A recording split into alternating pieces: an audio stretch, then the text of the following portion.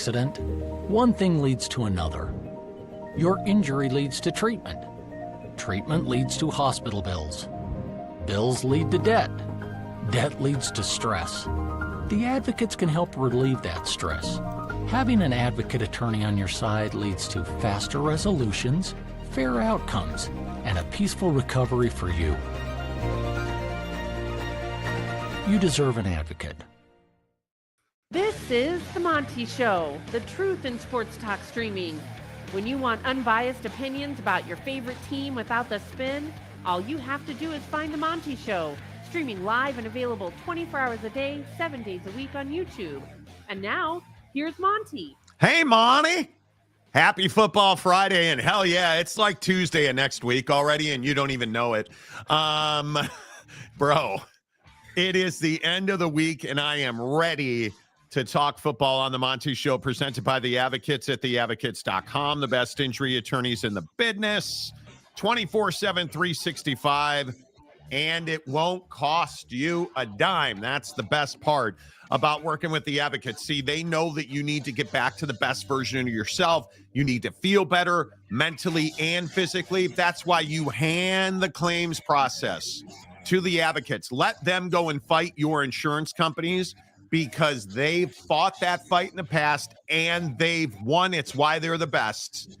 The Advocates at theadvocates.com. Clear, risk-free advice where you need it, when you need it. 24/7, 365 at theadvocates.com. Jake, very average to see you this morning. As always. This afternoon, same thing. Bro, am I the only one who feels like this has been one of those month-long weeks? Yes, ages, forever long. And I don't even know how you explain it. We're at the point now where we're drinking Fiji out of a plastic bottle. Peasant water, just peasant water. I mean, I've lowered myself to the commoners now. I don't know how you're doing it. I mean, how can you work in these conditions, dude? I mean, I don't even know how it's even possible. I think that this is the ACLU, the Anti-Defamation League, the AFI, CLO, or the CFO and stuff, call the Teamsters, HR. Sure, we can call HR. How do you savages live with plastic bottles? That's where I'm at in this world. That is where I'm at in this world on a Football Friday. Let's see, Mike. It's gonna be a rough night for you. Oh, dude, this is a family show, dude. Like, can we not for one day, make all these sexual innuendos? Well, he didn't say quit it. He just said hit it. He meant the like button. Jake, grow up. My bad. Sorry. Yeah. How come nobody's complaining about this? Oh, Monty, 10:30 local outrage. Time. Yeah, because nobody cares about West Virginia. Nobody's going to watch the game. You're all going to be too busy cleaning coal. So I'm assuming you won't have time to watch the game. That was a clean. Never mind. Right. Happy Friday. What's up, Mr. Preston? Good to see you. Big Blue Horses. Huge weekend. Like sands through the hourglass, Billy Napier still has time. Apparently. Big weekend for the Gators. Big week. I think that's one of the most important games of the weekend.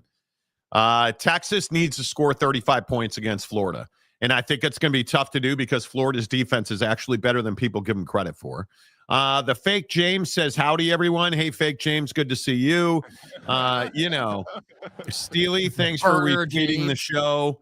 Thanks for retweeting the show on X. Afternoon, guys. Hey, real quick, speaking of X, I've said this 1,000 times on this show. I don't get into the notifications and rarely into my inbox on the X platform. Monty, I DM'd you. You never answer me. What the hell, Monty? And I don't know why your parents hate you, but when they name you Lycan, L-Y-K, Lycan, L-Y-K, like I don't even know how you pronounce. I would never get to Lycan with that. Right? L-Y-K-E-N is pronounced Lycan. And your parents ain't liking you at all. And when you start sending me DMs on TikTok saying that I've blocked you on the X platform, bro. I don't block people on X because I tweet or X or whatever the hell you call it these days. Right. I'm not getting into the notification sections because that's where the keyboard warriors live. Concept you and your sticky fingers probably find hard to grasp. So don't DM me on other platforms and be like, you blocked me on X. No, I just don't. I don't interact with most people. How many different names did liking call you? Yeah, I too many probably. Maybe the Padres should call the Advocates. Maybe you should stop talking baseball with which you know nothing about. Sometimes I think I just say shit. You tried hard and you failed. Wasikowski, Monty, and War Room on Multiview. I don't know what War Room is, but okay. Bryce Martin, let's go. Time for the best sports talk anywhere. Yeah. Bryce, good to see you. Is there a big game in the Big Ten this week? And I think this is a really important subject. I mean, you look at the Big 12, you look at the ACC, obviously, with Miami at Florida State and how Florida State's a home dog. Hey, it is what it is. You got Texas at Florida and the SEC. You got Vandy at Bama. And you literally don't have a game anybody gives a rat's ass about in the Big Ten. Oh, Monty, UL Monroe and Northwestern's not doing it for you? I mean, hell, Michigan State and Nebraska's not doing it for you? I don't get it. I truly. The Fighting Illini and Purdue? I mean, come on. I was looking at and I'm like, Minnesota? I don't know that I could be less interested in that game. 800 to nothing? It just, at what point does the Big Ten, do you guys see the life that I have to live now? I have to pour plastic water bottles into who lives this kind of existence? I don't know, dude. I almost bought a Brita filter last night. And what kept you from buying it? I have morals and taste. Common decency. Mrs. Monty want the Brita filter? Oh, yeah. Yes.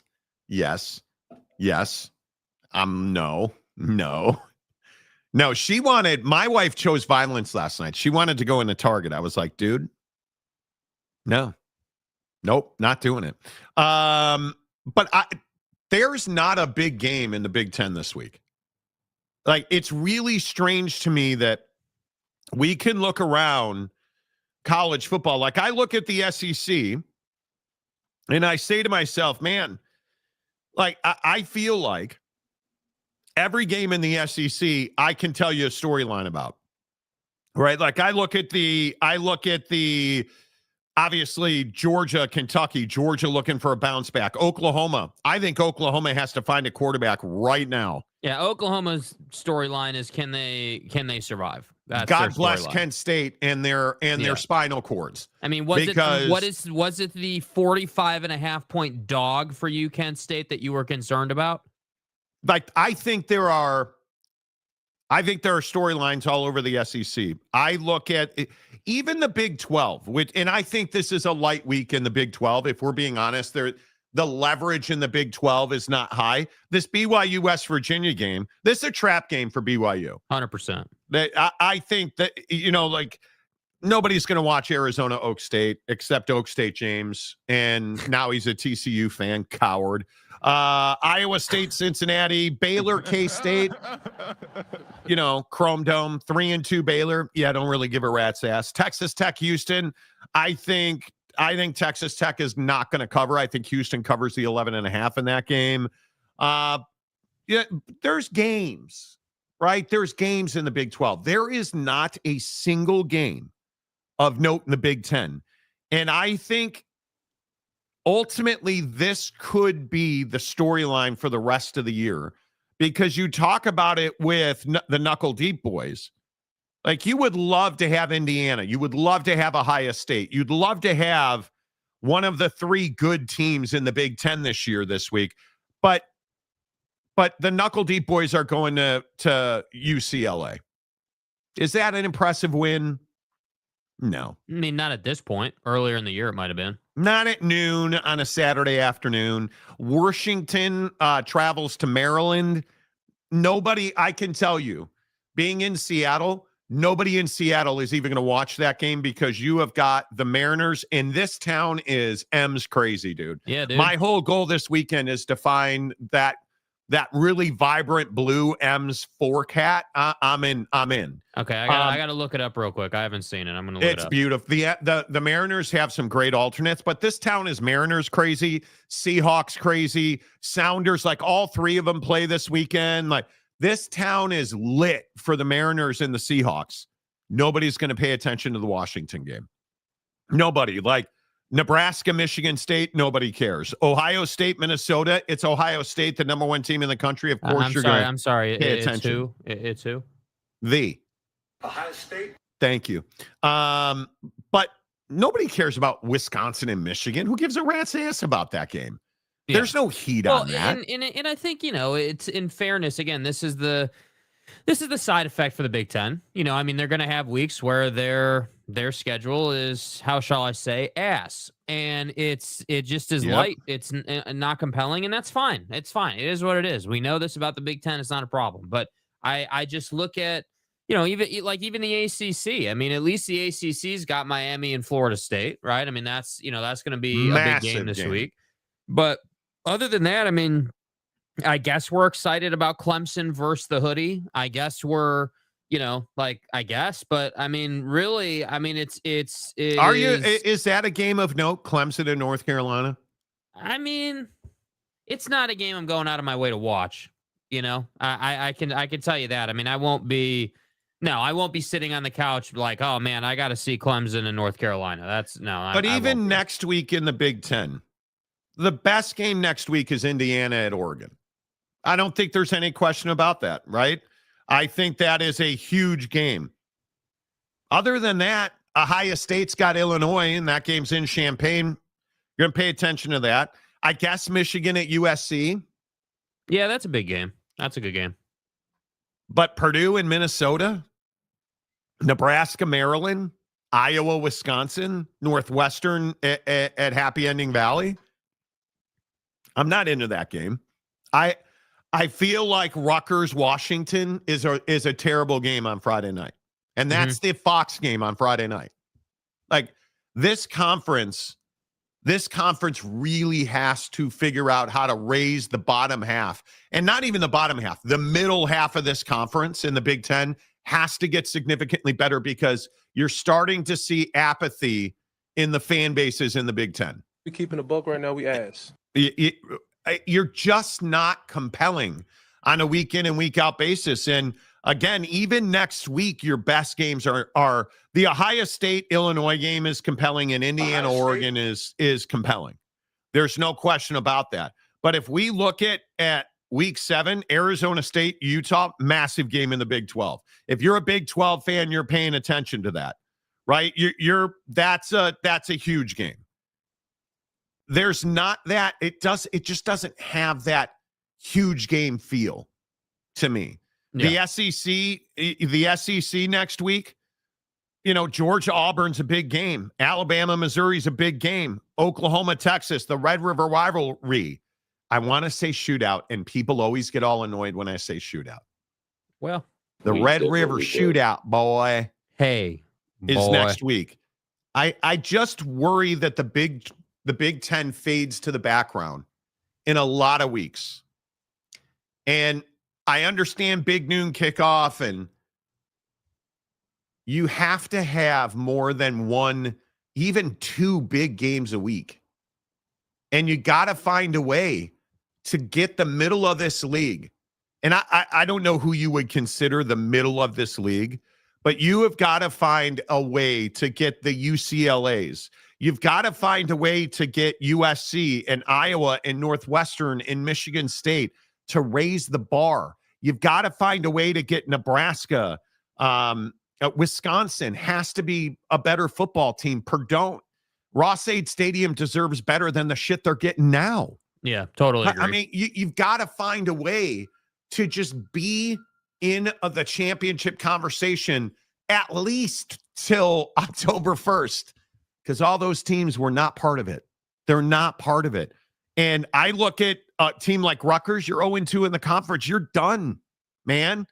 UCLA, Wisconsin, Purdue, even Washington at this point is going to have to go on a pretty incredible run.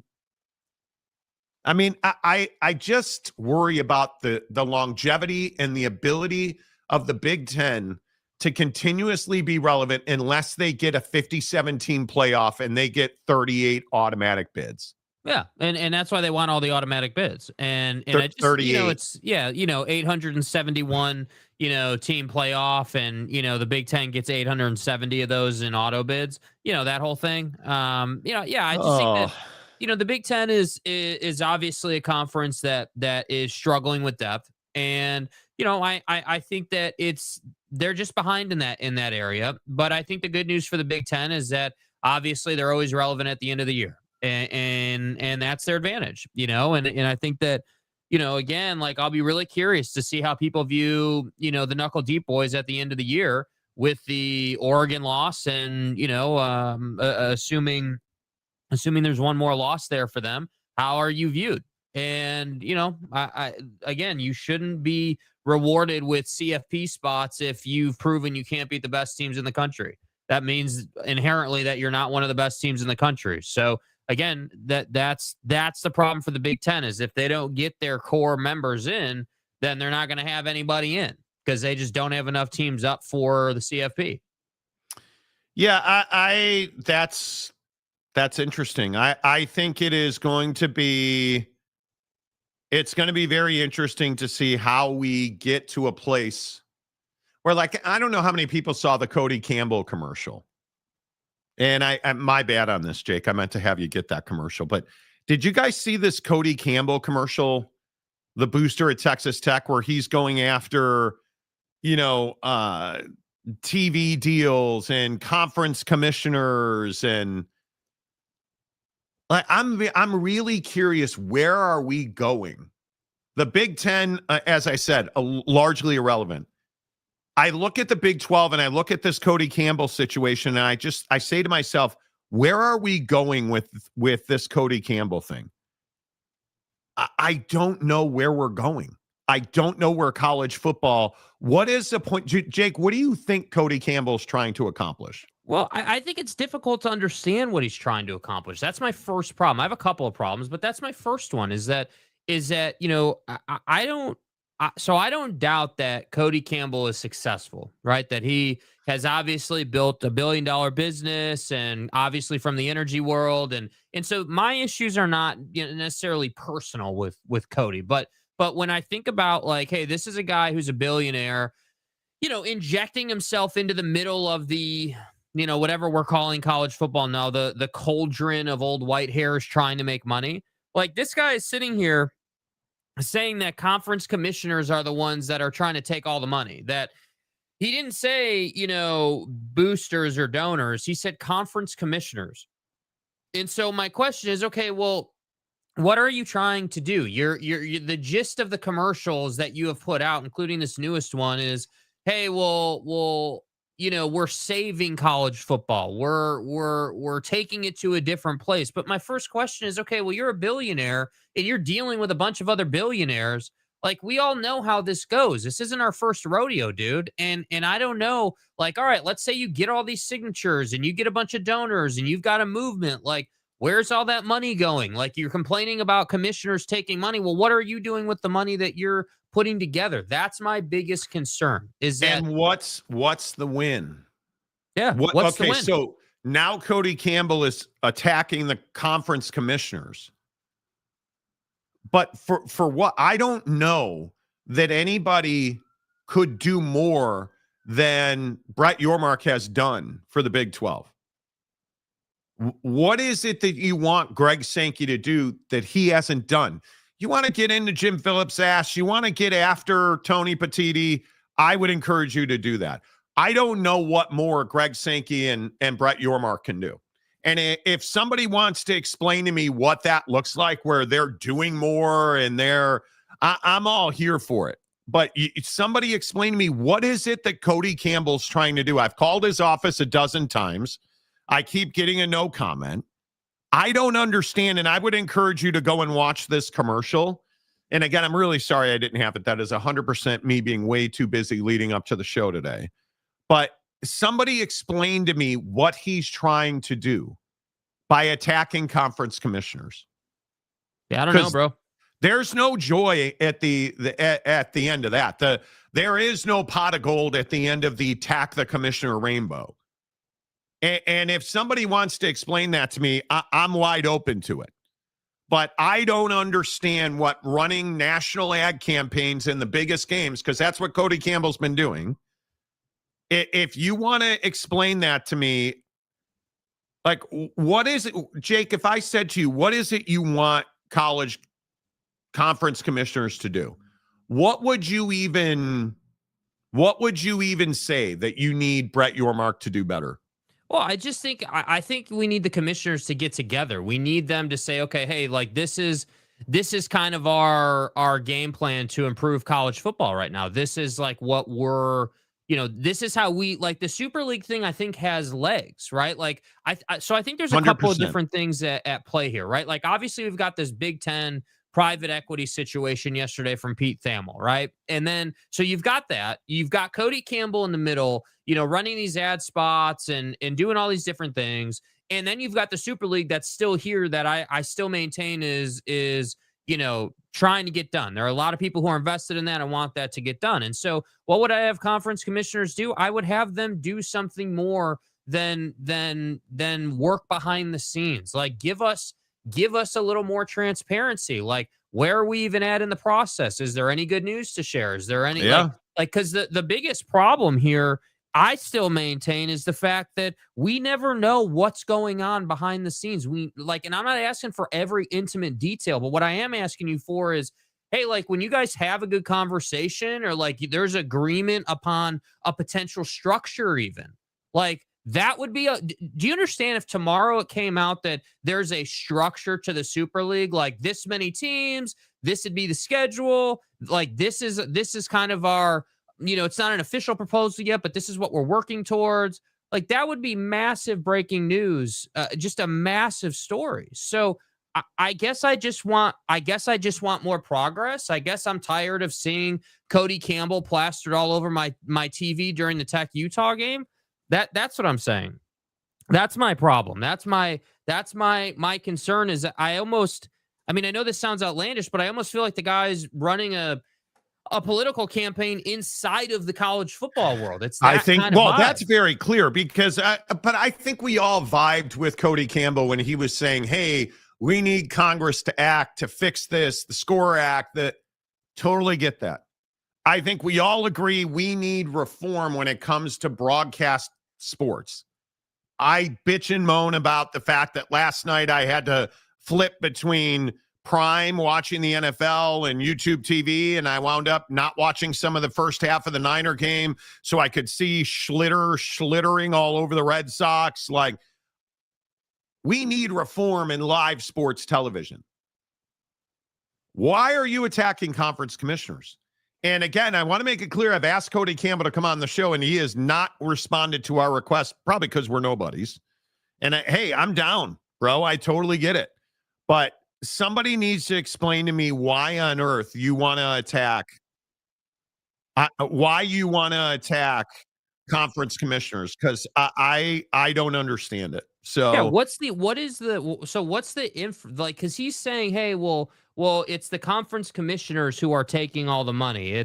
They are the ones that are without saying it, ruining the sport. I mean, that's what he's saying. And so I'm trying to understand, okay, well, how do you come to that conclusion? Because I don't know a single conference commissioner, who's out here, just pining for money on their own. I mean, if anything, we hear Brett Yormark, we hear all of these dudes talking about, like, hey, we want our kids to make money. Like, obviously NIL is at the forefront now. Like, in order for us to thrive, we need the kids to thrive.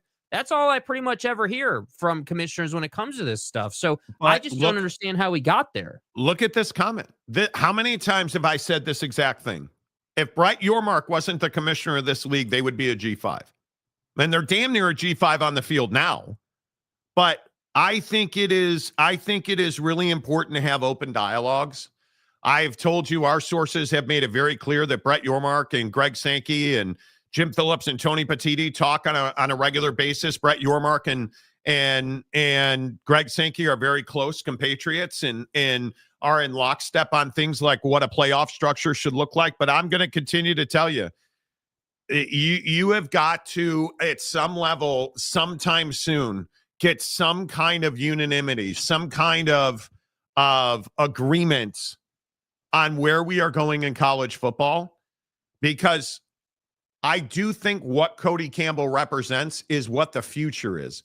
You have billions of dollars, allegedly. I obviously haven't looked in his wallet lately, but you've got billions of dollars. You are using that billions of dollars, which brings you influence, to make an effort at real tangible change. That's what we need.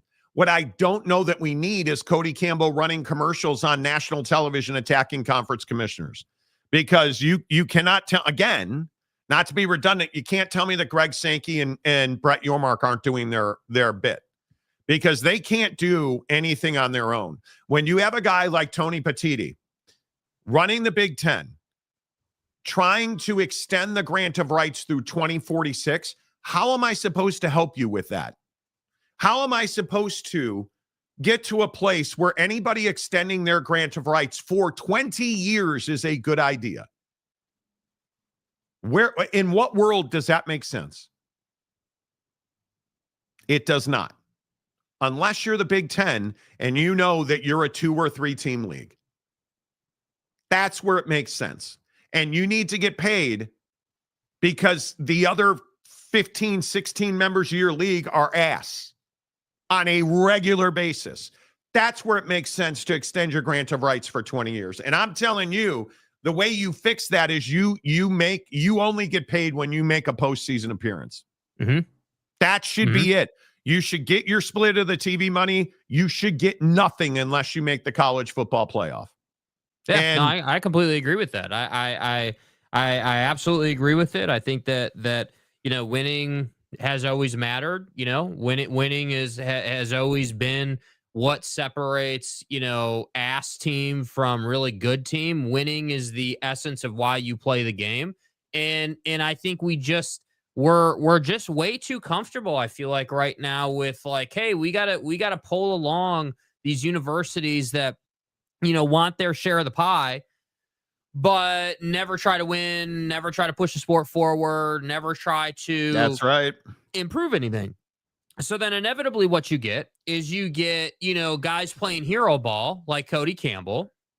And but is that a bad thing? Are you saying hero ball? I don't know. Like, I kind of feel, I'm not sure if it's a bad thing yet, because I'm not ready to say it's a good thing, because I don't think that the messaging is entirely clear on what is the why. Like, it's cool in a 30-second spot. You want to say, hey, conference commissioners are they're taking all the money, and we got to save, like, taking money out of kids' pockets, and we got to save the game, and we got to do all this great stuff. Like, he's positioning himself as a hero in that sense and as a savior. And I'm trying again, and maybe this is me because we do this show and we talk about it all the time and I'm really plugged into it, but I don't personally understand how he got there, like I said. And I think that's really important, because money, but like in terms of, like, so you're saying, hey, commissioners are taking the money. Okay, well, what example of that do you have? Because I don't think it's the commissioners. The commissioners haven't done anything. The issue is the cesspool of corruption, or the cesspool of illicit acts that happens between donors and reps of the kids. And it's not even the kids. It's all the people around the kids that are all trying to make a buck. But we forget the structure of college sports. Everybody talked about how the NCAA is going away. Yeah, it turns out it's not, because the NCAA is actually all the member universities. We forget that the conference commissioners, and I don't know if this is what Cody Campbell's doing. I am not speaking for him on behalf or knowing. It feels to me like Cody Campbell's trying to vilify the commissioners of these conferences. They work for their members. And I'm going to continue to drive this point home as often as I can. It's not young guys like Cody Campbell.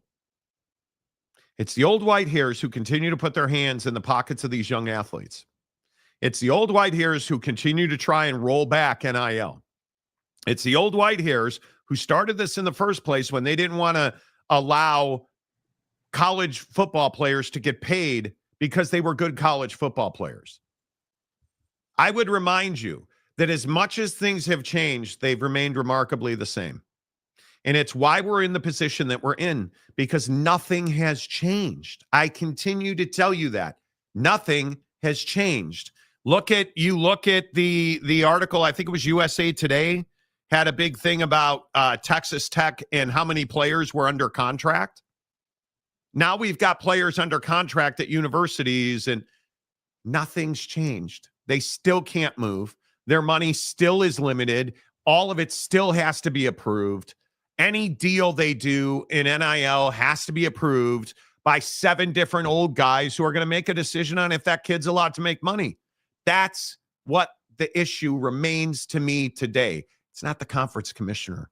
It's never been the conference commissioner. Those guys are in charge of a larger brand and a larger money-making opportunity.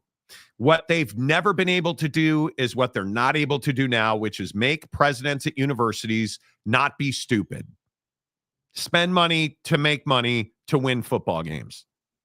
Yeah. No, conference commissioners don't control that. Yeah, I completely agree. And I got the spot. I'm going to play this spot. What do you guys think of what Cody Campbell says here? From the fans in the stands to the student athletes on the field, we all love college sports. But to conference commissioners, it's all about money and control. Their greed is bankrupting all but the biggest schools. And women's sports and Olympic programs everywhere are paying the price. Congress must act now to modernize media rights for college sports so programs can thrive and nobody gets left behind. Join the team. Let's save college sports together. So you're attacking, I don't think there's any doubt he's vilifying conference commissioners. You literally said that they're taking money, and that's why Olympic and women's sports are going away. You're vilifying them, bro. Like, there's no getting around that. Like, you can't just skip over that. There's no way. The very fact, like the Big 12 is a great example. Allstate is the presenting sponsor of Big 12's Olympics. What do they call it? I think it's the Olympic Sports Championships.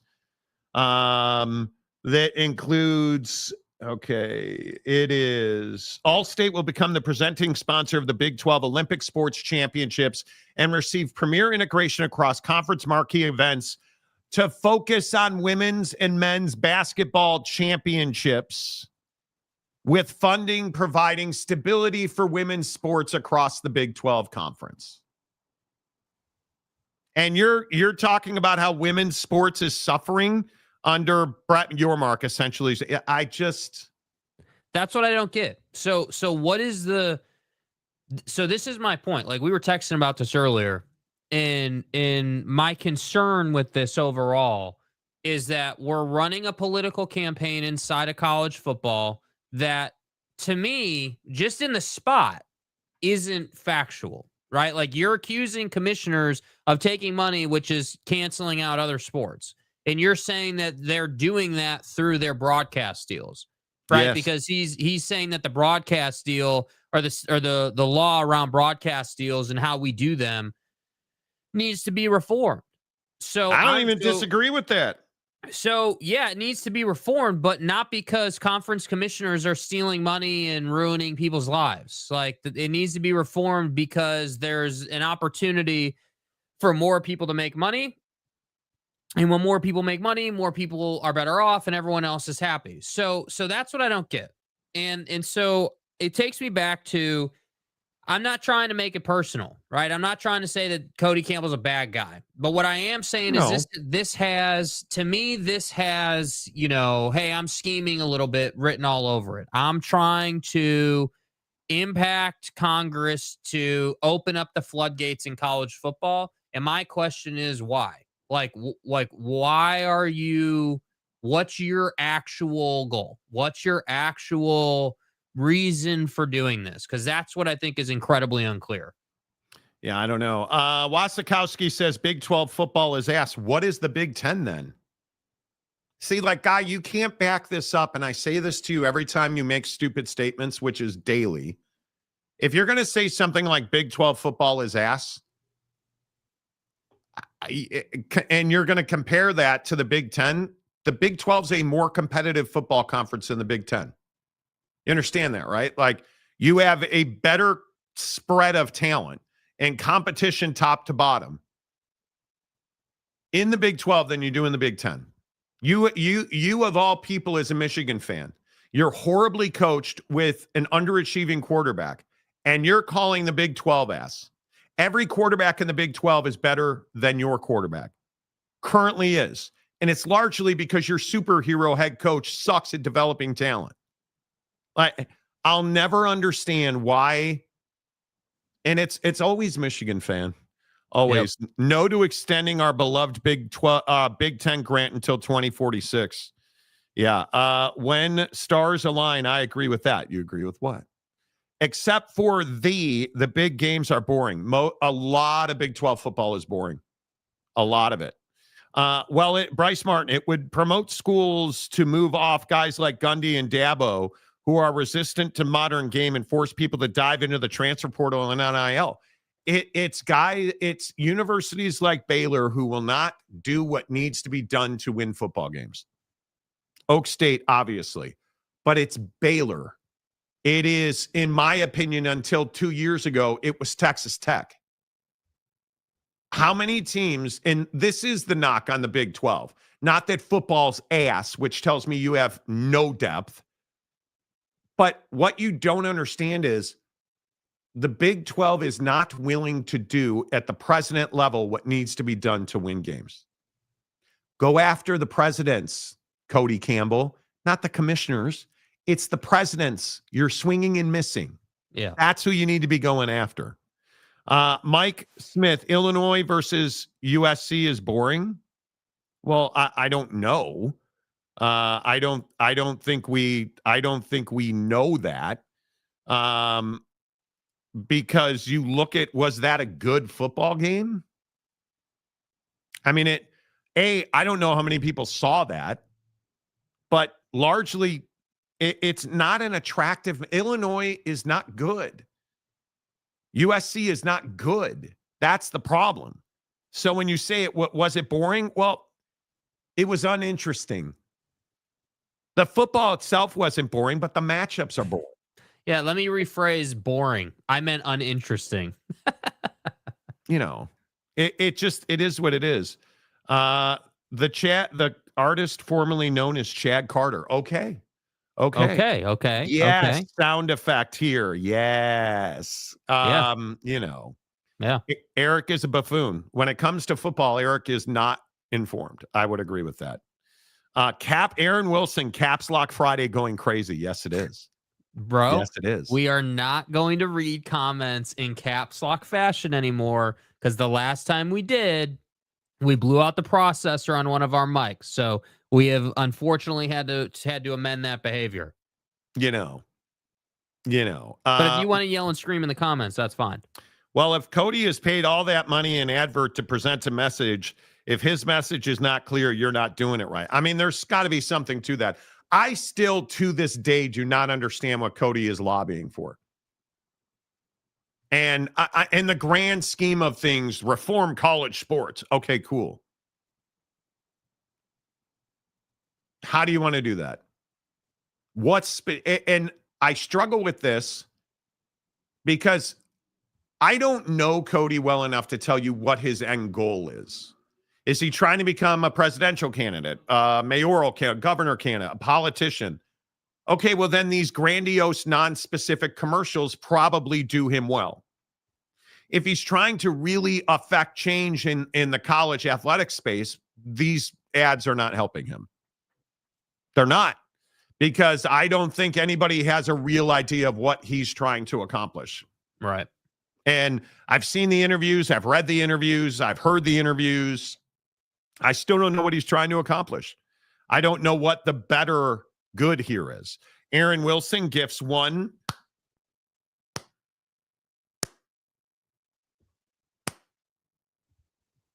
Yeah, sorry, don't know. Hang on. Hang on one sec. Don't know. Here we go. All right, there we go. Sorry about that. Sorry about that. Yeah. My bad. Sorry to make you do your job. My bad. The stadium guy, Dana Marie. Here's a James comment. Ready? Big Ten and UFL should merge at this point, and that would give us one or two more interesting matchups in conference play. Couldn't have said it better myself if I drove a Honda Civic and stuff. The fake Oak State James. We need a super league and separate football from the NCAA. Bro, stop blacklisting the good ideas. This is yesterday's lesson that you still haven't learned, okay? You rooted for the Cubs yesterday, and they damn near lost the game. You know. Right when you said go Cubs. So now you're axing that idea. Texas Tech is the only school in the Big 12 actually making the investment needed to push for relevancy. I don't know that I agree with that. Hey, I don't know that I can. BYU, Utah, TCU spends a lot of money. I mean, I don't know that I would agree with that. I don't. Says the uneducated power ranking guy. Why? Because I won't put the Lions at the top of the NFL. Now I'm uneducated. See, the difference is you want to state your opinion as fact. And when your opinion is wholly factually inaccurate, then you're like, oh, well, you don't know it. Sorry, I won't say that Michigan has a good quarterback or that Detroit's the best team in the NFL when they're not nearly that. The problem is when we point out that you're wrong and uneducated, you don't have any facts or any logical take to back up your opinion. So then you start name calling, which again, it just tells me everything I need to know. So be upset, whatever, dude. Don't care. Like at some point, maybe you want to bring like a well thought out take. Major letdown. The Big 12 has a bigger spread of talent, but the Big 10 has 5 upper tier quality teams. You think the Big 10 has 5 upper tier quality teams? Ohio State. And then Oregon. Okay, there's 2. Yeah. I'm not crowning Indiana anything. And I think we found out what cock on thigh was last week, so I'm not crowning them. Who else are we putting in that upper tier? I think it is Ohio State and Oregon and everybody else. Because, again, Rutgers, UCLA, Wisconsin, Purdue, at this point, Washington, Nebraska, Michigan State, Northwestern, Iowa, Illinois, USC, Minnesota. None of those teams, Michigan. Michigan's not a very good football team. It's Ohio State and Oregon. Right? Like Indiana has beaten Old Dominion, Kennesaw State, Indiana State, and Illinois. And Iowa. I think it was Iowa last week. Am I impressed by that? And didn't they beat Iowa by, wasn't it like 20-12 or 20-15? They beat Iowa 20-15 last week. And I'm supposed to be over the moon with that. And now they're going to Autzen. Let's see what Indiana does in Eugene. If that happens, hey, different conversation. But what 5 teams are there? Like that I don't understand. The ACC has 4 quality teams. No, they don't. Yeah, who's the 4 quality teams in the ACC, bro? I don't, maybe I'm just, and again, maybe I'm the one who's just completely off my rocker. You want to explain to me who the quality teams in the ACC are? I mean, pretty obviously, I'm going to tell you it's Miami. But if we look at, Georgia Tech, are we saying Georgia Tech is, because I look at Clemson, Boston College, Wake, Pitt, Florida State. Is Florida State a good team? This is make or break this weekend for Florida State. What are we considering a good team? CFP I don't know. Worthy? Like, because I think that's the question. I mean, if we're talking about college football playoff worthy, yeah, I mean, good teams. I mean, yeah, I guess if you're doing CFP worthy, okay.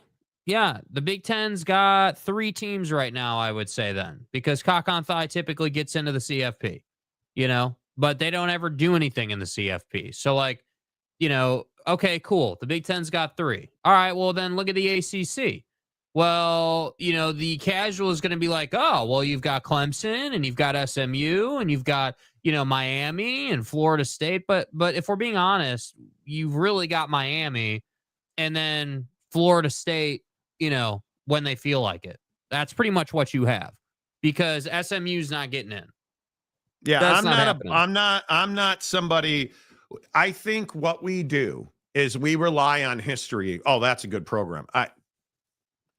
Michigan's a great example of this. Michigan hasn't been a legitimately good program for a decade. For a decade. They haven't been a legitimately good program for a decade. How am I supposed to believe now that they're a historically good football team when we know that under Jim Harbaugh, that you want to talk about ass, they were ass under Harbaugh, and then when they weren't, we find out that they were cheating. That's not a historically good program. That's not something where you're like, oh my God, is Oregon a historically good program? No. Are they relevant every year? Most years. Are they national championship quality? Absolutely not. Do they get to the college football playoff? Last year they didn't. How'd that work out? You got humiliated.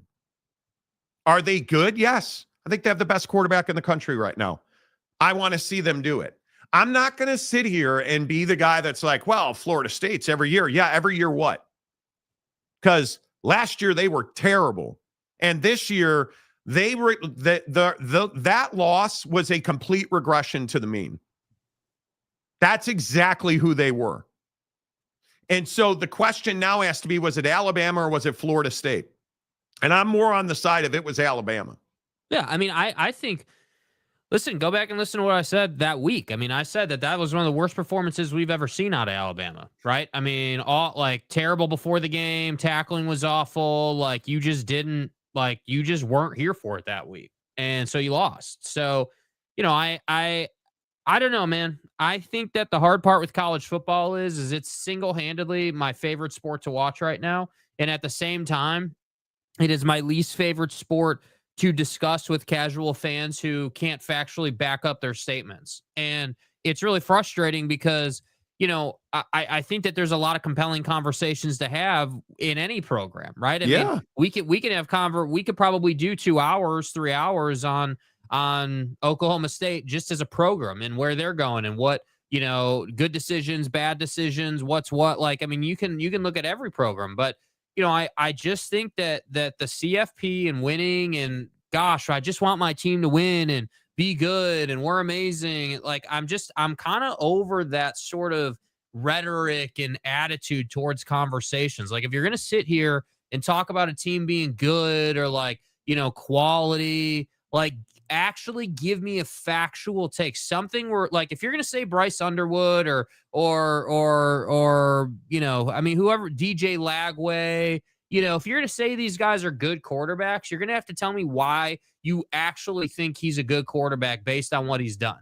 Yeah, and this right here is right. Until the Big 10, Big 12, and ACC get at least 6 to 8 teams in an upper echelon, the SEC is going to be the best football week in and week out. Yeah, and it's the most reliable conference week in and week out. I mean, the reality is you can look at literally any week in the SEC and you can say, okay, cool. What's the big game this week in the SEC? And that big game may be Ole Miss LSU. It may be, Vandy Bama. That's a big game because people believe Vandy can beat Bama.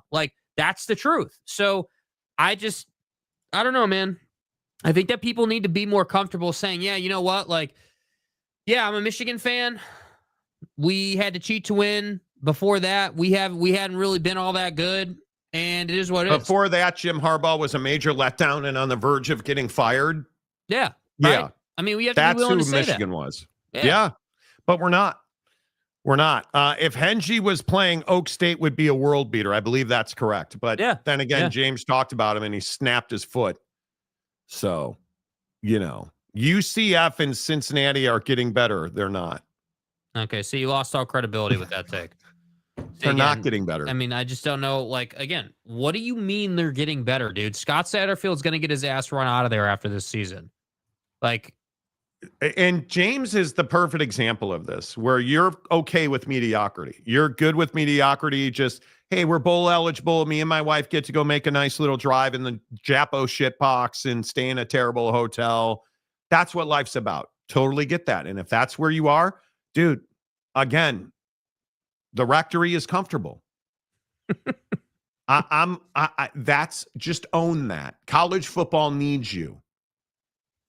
But when everybody gets their panties in a bunch about why Notre Dame won't join the Big Ten, this is why. They don't need to.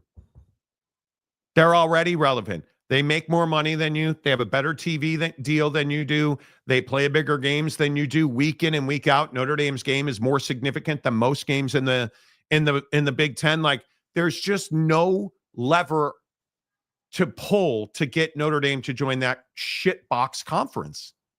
And I've been arguing this for 2 years and nobody believes me. It's the SEC and everybody else. That's it. And it is, again, you mark my words, I've told you this 100 times recently. The only reason to make a 2014 playoff is so the Big Ten stays relevant. Mm-hmm. That's it. That's the only reason. Because other than that, it ain't happening. And until the Big 12 can consistently put, I don't know, more than one team in the college football playoff, at the end of the day, you're really not that relevant. If your conference champion's the only one getting in, are you really a relevant conference? If you have to have Jabba the Manual rig the system so you can get multiple teams into the college football playoff, are you really that relevant? No, you're not. The answer is no. Absolutely, you're not. And when you look at the ACC, this is the problem with the I'm not going to say unwillingness, the lack of belief that firing Mike Norvell was the right thing to do. You don't have that bad of a season and rebound the next year. Doesn't happen. Very rare. You look at teams. Oak State was never going to be good this year. Was never going to happen. But it just doesn't work that way. And you look at programs that rebound. It's because they had a base of talent. I look at somebody like Texas Tech. This may be the new medium. Come here. Here's $1 million. You play well the first month of the season, I'll sign you to a 2-year contract before October 1st. Maybe that's the way we do this now. They have a legitimately good offensive line. They have a legitimately good defensive line, and they have good linebackers, and they bought all of them. And I'm not saying that's a problem. It's how you should be doing business. But let's not sit here and buy the shit that Mike Gundy was shoveling, because that doesn't work. And until people like Ward Manuel are fired and no longer running college athletic programs, the sport is going to suffer under the weight of their mediocrity. Until every bar, it's, and I don't know if we still have the bite or not. I don't know if we still, the Urban Meyer bite, where he was talking about this bite right here. Listen to what he says about losing games. I hope this is the right bite. The ceiling is really high. I mean, and he's right there at the top of the ceiling. So, I mean, go through 132 teams and would like to have the record that James Franklin had. For sure. And I made this comment on Big Noon or Colin Coward, I can't remember. And I said that when you lose a game in Columbus, I've been there. I've lost a game in Columbus, and the sun does not come up. People are so pissed off for so long in Columbus, Ohio. Mark, you watched it when you walk out of that stadium. And I mean, and then you go to Ann Arbor and, the nasty, I mean, some of the things people say and look, and don't get me started on that one because we're going there this week. And then the last one is Penn State, the pregame, the whiteout, the best in the country. You lose that game, though, and I remember walking out when we beat Penn State, and everybody's, it's Happy Valley. It's everybody's, hey, see you next in a couple of years, coach, and what a game. And I'm thinking, damn. What are you? What? Because Marcus Freeman's not upset. The world doesn't stop ending when they lose games. Why am I always bitching about Marcus Freeman? Okay, bye. I know you fumbled that football. This is not who we are, guys. We need to get our stuff together, because I'm not going to say S because we can't curse here, but we need to get our stuff together and really be a better team, okay? You need to come together, not spread apart. Now you fumbled, so you need to go to mass, and then, like, I need to catch the damn ball. I want it to be the end of the world. Is it the end of the world at Baylor? Absolutely not. At Oak State? Absolutely not. At any major university, there's only one university in the Big 12 where I know it is the absolute end of the world when they lose games. And you know where that is? You're going to hate it. Monty, you're just a homer. Utah. Those people do not have happiness on Sunday when they lose games. That's the only program in this conference where the world stops spinning when they lose. Because I just look around. I look around this country, and I say in the SEC, it is the end of the world when the top half of that league loses. In the Big Ten, it's Ohio State. Does anybody give a rat's ass Sunday morning that you lost on Saturday night in Minneapolis? West Lafayette? Happy Ending Valley? Does anybody really care in Westwood if you lose Saturday night? I still got the best weed. Let's go Blaze, boys. Wake and bake tomorrow morning, right? Like, that's the difference. And if that's what Cody Campbell's fighting for, I'm here for it. The problem is I don't think that's what he's fighting for. Yeah. I really don't think that's what he's fighting for, in all seriousness. All right, let's run through some. I appreciate all the comments today. This was not what we were here to do today. I just want people to know that. We did not plan this. We did not have this on the docket. The Big Ten needs Notre Dame the way someone drowning needs a life jacket. They need an influx of cash. Why else is the Big Ten desperately trying to get that PE money, dude? I don't even disagree. Utah playing Arizona State on the 11th is a big game because I am in a be firing the can and believe the player. Okay. Cool, dude. You're a BYU fan. Why are you supporting Utah? Eric, I literally defended the Big Ten and then you attack the Big 12. Dude, this is a chat about sports. It's not personal.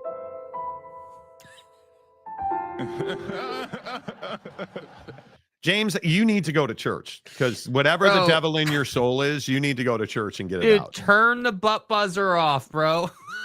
You may need a day off. Yeah, I mean, I really think you need to unplug that thing or maybe take the batteries out for a day and, get yourself centered again. Get your chakras and your chi and all that BS, back into the center so you can, deal with all these burner accounts now that are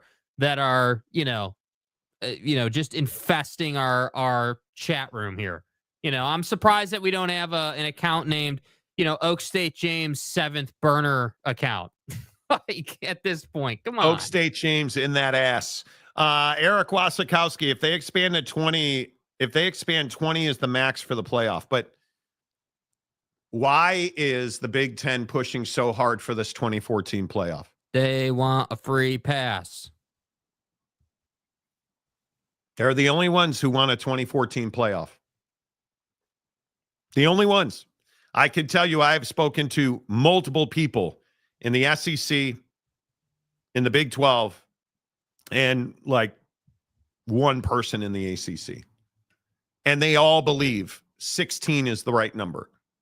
20 would be a stretch. 24 is a non-starter. And what is every administrator that I've spoken to about this said to me? The Big Ten doesn't have depth. They've got two teams right now. And it's interesting talking to people after this Penn State loss. I love that everybody's like, oh, well, we knew that's who they were. You didn't, though. No, you were saying that Aller was a top 3 pick and they were going to beat the hell out of Oregon. And now, oh, well, we knew that's who they were. That's not a good team. They got help. I had an administrator at a major P4 institution tell me, well, they got help last year. Yeah, they got help last year. What does that even, who got help? What does that mean?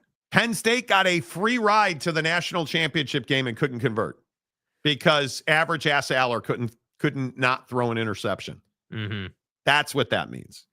So Yeah. there's only one reason the Big Ten is pushing for 24, because they know that they need the ability to get automatic qualifiers there. They're going to be a 1 or 2 bid league.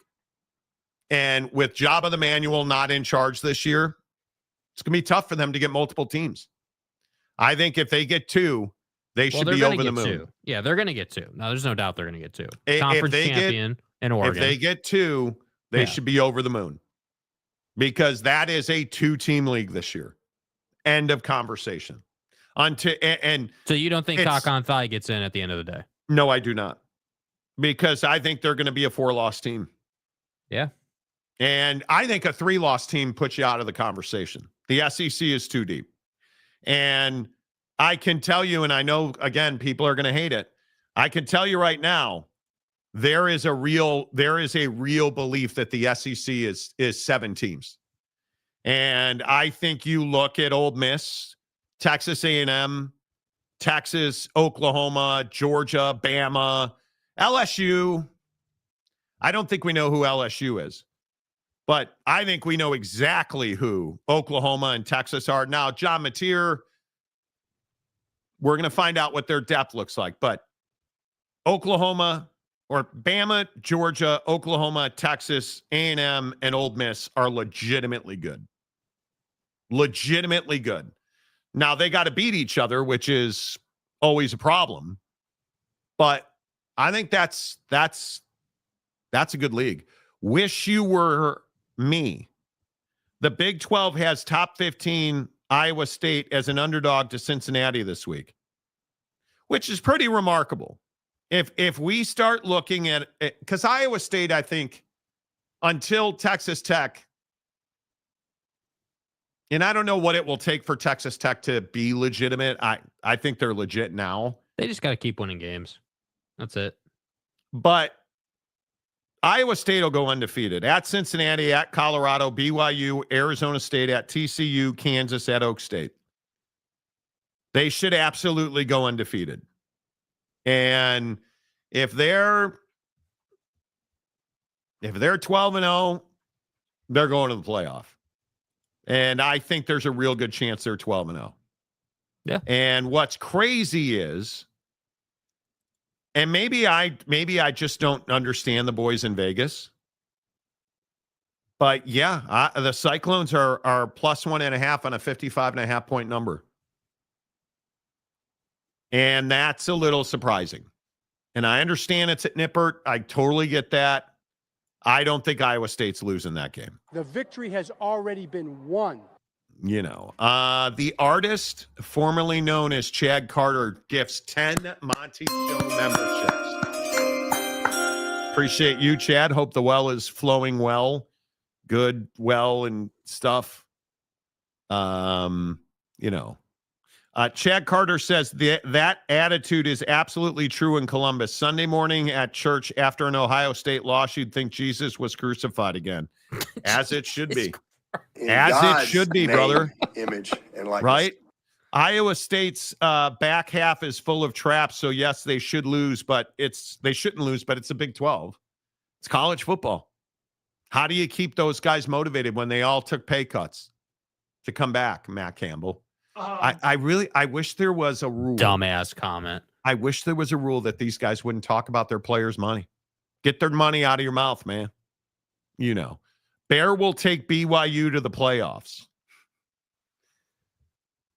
Are you going to come back and at least admit when BYU is a 3-loss team that's...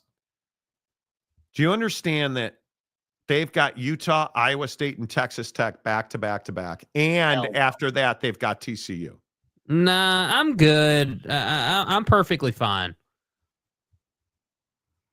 I'm going to say I wouldn't be so overly confident. I agree that Bear's been better than certainly I thought he would be. I think he's absolutely better, but let's not get let's not tighten our britches too much. You know what I'm saying? Yeah. Jimmy Otson, whatever happens at the end of the year, the SEC and ESPN will cry and bitch and moan if the SEC doesn't get more than 4 teams into the playoff, especially if Bama misses out. This year, it is going to be your Wins and losses, strength of schedule, record against P4s. Those days are coming to an end, I think. Yeah.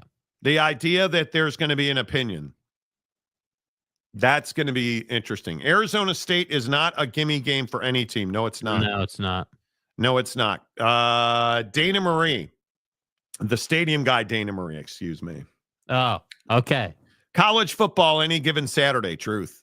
BYU maybe 10-2, sneaks in at 11. Could be. Can't lose 3 games. Have you guys looked at the teams that have lost 3 games already? In the Big 12, it's Oak State, Colorado, and West Virginia. You're not going to the playoff. And if you are K-State, you're 2 losses or 3 losses? 3 losses. They're done. Baylor's a 3-2. Kansas is a 3-2. They're not going to the playoff. Baylor and Kansas won't get the benefit of the doubt. And I think the teams on the bubble, Utah can't lose again. Cincinnati can't lose again. They will. Like, I just think when you're the Big 12, you just curry no favor or respect. Nope. Half that league. Because you haven't earned it. I agree with that. But half that league legitimately has been eliminated from the college football playoff. Yep. Already. Is what it is. And it's hard to argue with it. Right? And you look at the ACC. And I need to look at their records. But you look at the ACC, and you have got a 3-loss Stanford team done. NC State 3-2 done. North Carolina done. SMU done. Pitt, Wake, Boston College, Clemson done. Virginia Tech done. Duke at 3-2. Duke is Duke. Done. 3/4 of that league is done. The only teams with a legitimate chance at the playoff in the ACC, in my opinion, are Georgia Tech, Louisville, obviously Miami. I want to say Florida State, but I just don't buy in.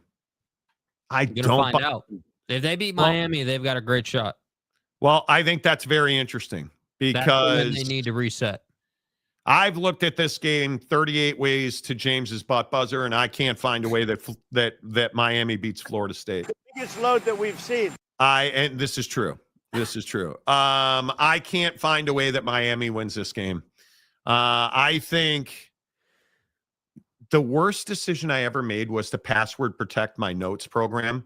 And it's only on my Apple computer, and I can't figure out how to turn it off. It is the worst effing thing in the world. But it's really tough for me to find a way to put Miami in the winner's seat here. And I desperately want to. I think Miami winning this game would be so good for Notre Dame. But I just don't know. I just don't know that Carson Beck has it. And to win it, Doak, I think you need it. Florida State is such a better team at home. And you're obviously leaning Miami, I think, Jake. Is that correct? I'm pretty 50-50 on this one. I'm pretty similar to you. I think that my biggest concern is Castellanos running against that defense. You know, that defense is really good.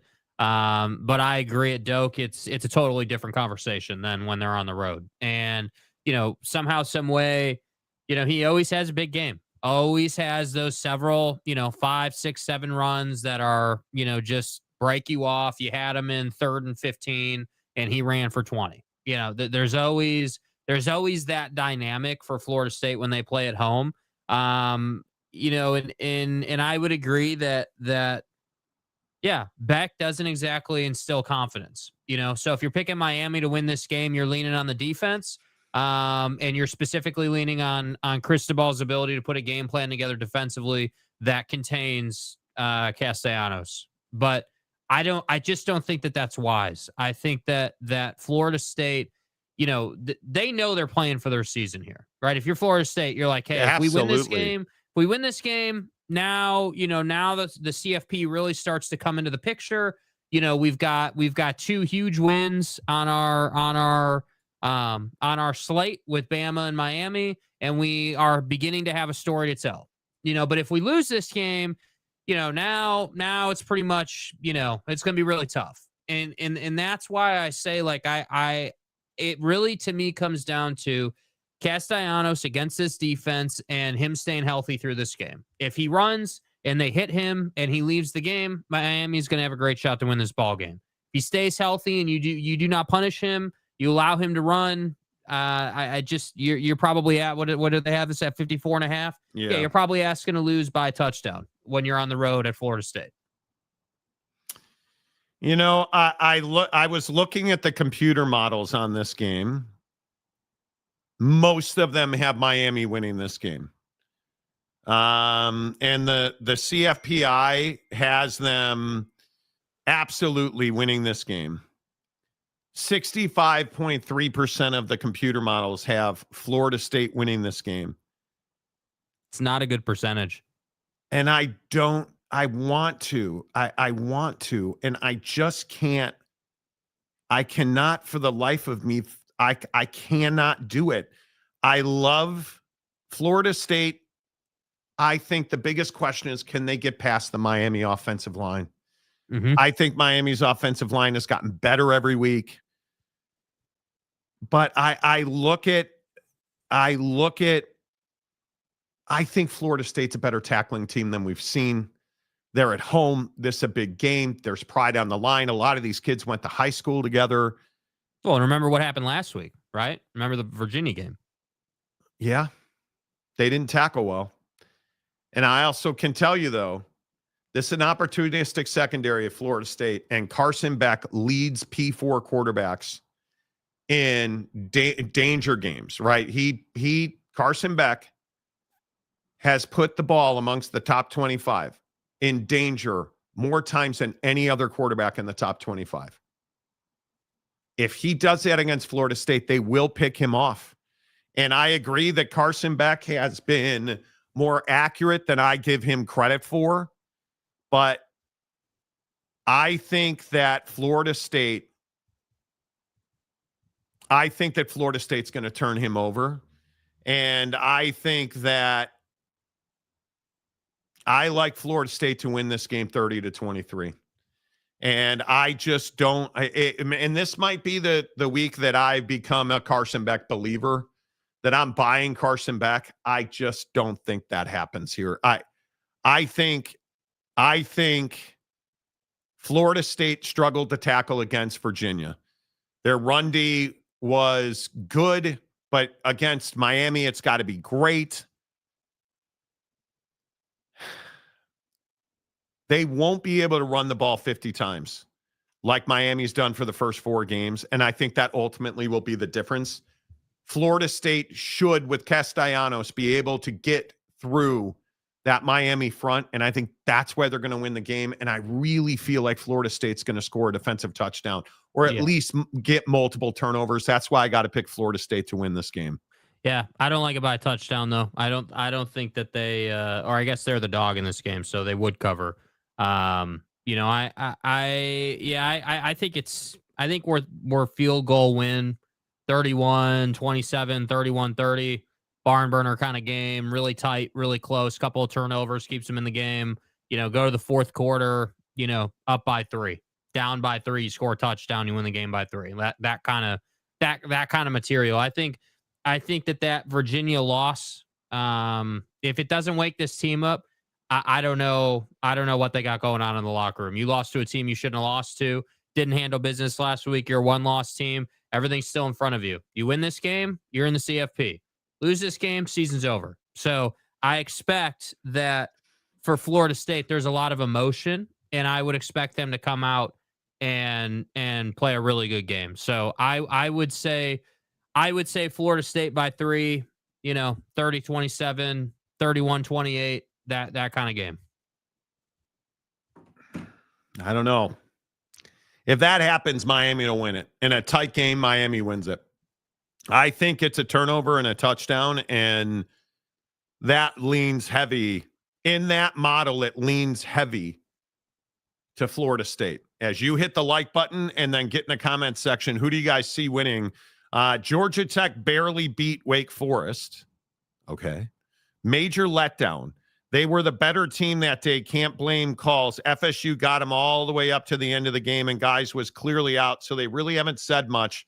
The Wahoos just kicked their ass. Florida State did not tackle well at all in that game. I mean, at all. Replica, with everything at stake, this is a pride game for Florida State. I think Miami will win, but it's close. Should be the best Miami-Florida State game in years. I think it's going to be a classic. I think it is going to be really, really good. I think it's going to be really, really good. On the opposite, I don't see how Florida State wins unless they somehow find a consistent deep ball all game. I don't think they need to. They run the ball. Florida State runs the ball very well. I mean, the crazy part about the Virginia game, if you start looking at the numbers, and I need to go back to PFF, but if you start looking at the numbers out of the Florida State Virginia game, they're not bad at all. You would think that Florida State won that game and didn't give up. What'd they give up? 46 points. But you start looking at some of the numbers. Florida State was 6 of 15 on third down, 3 of 5 on fourth down, had 514 total yards. Ran. Do you guys understand? They ran for 256 yards, controlled the ball for 28 minutes, averaged 7.8 yards a pass and 5.3 yards a carry, and lost the game because they gave up 46 points. They could not tackle in that game. Could not tackle. And they got 3 interceptions in that game and lost. Right? They only gave up 4.4 yards a carry and lost. The numbers all in this game, you're like, well, Florida State blew them out, right? No, my guy, they gave up 46 points. After putting up those numbers, they gave up 46 points. Tony White is going to be coming for somebody's neck this week. I'm telling you, that defense is going to be ready. I like Florida State by a touchdown. I think but the winner will not score 30 points. And I think it's going to be a really close game late. Biggest question will be which Florida State defense shows up. The one that throttled Bama or the one that let Virginia run all over them like a rented mule? I can assure you it won't be the one that let Virginia run all over them. I would be shocked. You have got to tackle the football. They were trying to. Florida State was doing this nonsense where they're trying to tackle around the shoulders. It's not how you play tackle football. You got to tackle the football. You got to put a hat on the football and your arms around their ass. That's how you tackle a guy in football. And I think it's really difficult to win football games in any league when you're not willing to put your hat on the football. And I think it's a huge problem when you are not fundamentally sound. And it felt like they let down looking forward to the Miami game. That's what that felt like to me. Yeah. But I could be wrong. Yeah, but Miami has one of the best run defenses in the country. So unless Cristobal is a fool, they will shut down FSU's run game. Yeah, but I think that's I don't disagree, but at the same time, Florida State's not running between the tackles, right? No. Florida State's going to play this game on the edge. Florida State's going to run a ton of screen. Florida State's going to run option. Florida State is going to allow Castellanos to make a lot of decisions and play make. That's the kind of run game they're going to have. You're not going to see a ton of, under center or pistol, backs on my right hip or left hip. We're just going to hand it off here type material. And that's the thing that I think people aren't thinking about is if you're scheming against Miami's defense, you don't want to run between the tackles. They're very physical. They're very good at stopping the run. Get out on the edge, right? The key to this game for Florida State is their wide receivers blocking on the edge. Lane McCoy. Yeah, if Florida State blocks, you're going to be fine. You're going to be fine. Yeah, Lane McCoy, the number 7 for Florida State. His usage numbers clearly are on the rise, and I think that's something to watch. And it'll be very interesting to see what Deuce Robinson LaWayne McCoy and Mekhi Danzy do in this game and how Miami defends them, because I think Danzy's the guy that needs more reps. He really didn't play against Alabama, and then had a massive game. I think it was the walk Kent State. He had a huge game, and then he had 3 pretty big plays against Virginia. I think they'll come out of this game, and I think they'll have 3 receivers coming out of this game, but it'll be interesting to see. Listen, I don't think anybody expects Tommy Castellanos to turn around and hand the ball off 30 times. That's not how Florida State runs the ball. No way. I think the bigger question is, one of the other interesting things about that Virginia game was Chandler Morris really kind of had his way, and I think he was only sacked twice. And I think Florida State only had 4 tackles for loss in that game, and he still threw 3 picks. Because those Florida State backs, I'm telling you, the DBs of Florida State can play. And when I look at the numbers and I look at Carson Beck, he just does not value the football. And I go all the way back to what I said after the Notre Dame game. The 2 touchdowns he threw against Notre Dame, both of them should have been intercepted, or at the very least knocked down. And when you start getting into Carson Beck, and you start getting into his numbers, and you start seeing, hey, what are we actually seeing out of Carson Beck? Are we seeing elite football play out of Carson Beck? Well, the bad news is I'm telling you, you're not. You are not seeing elite football out of him. You're seeing a guy who is getting the benefit of easy throws and a lot of runs. He's got a really strong running game. And I think that's what you're seeing out of Carson Beck. I would remind you, he really, against the best teams he's faced, Florida and Notre Dame, was very average. Very, very average. And completed sub 65% against Florida. And again, I will just go back to my take on Florida. That's an offensive issue, not a defensive issue. Florida is the best defense they've seen this year, in fact. Better than Notre Dame. He completed 56.7% of his passes, no touchdowns, 1 interception. And what did he do against Notre Dame? 66%, 2 touchdowns, 1 sack, no interceptions for 205 yards. And that tells you he's doing it all underneath. And he's going to have to be, Carson Beck is going to have to be a guy who does not turn the foot. If he turns it over even once, I think they're going to struggle to win the game. Yeah, and I think he will. Absolutely. Yeah, we'll see. I'm very interested in that game. I'm also very interested in Texas at Florida, because this is a game.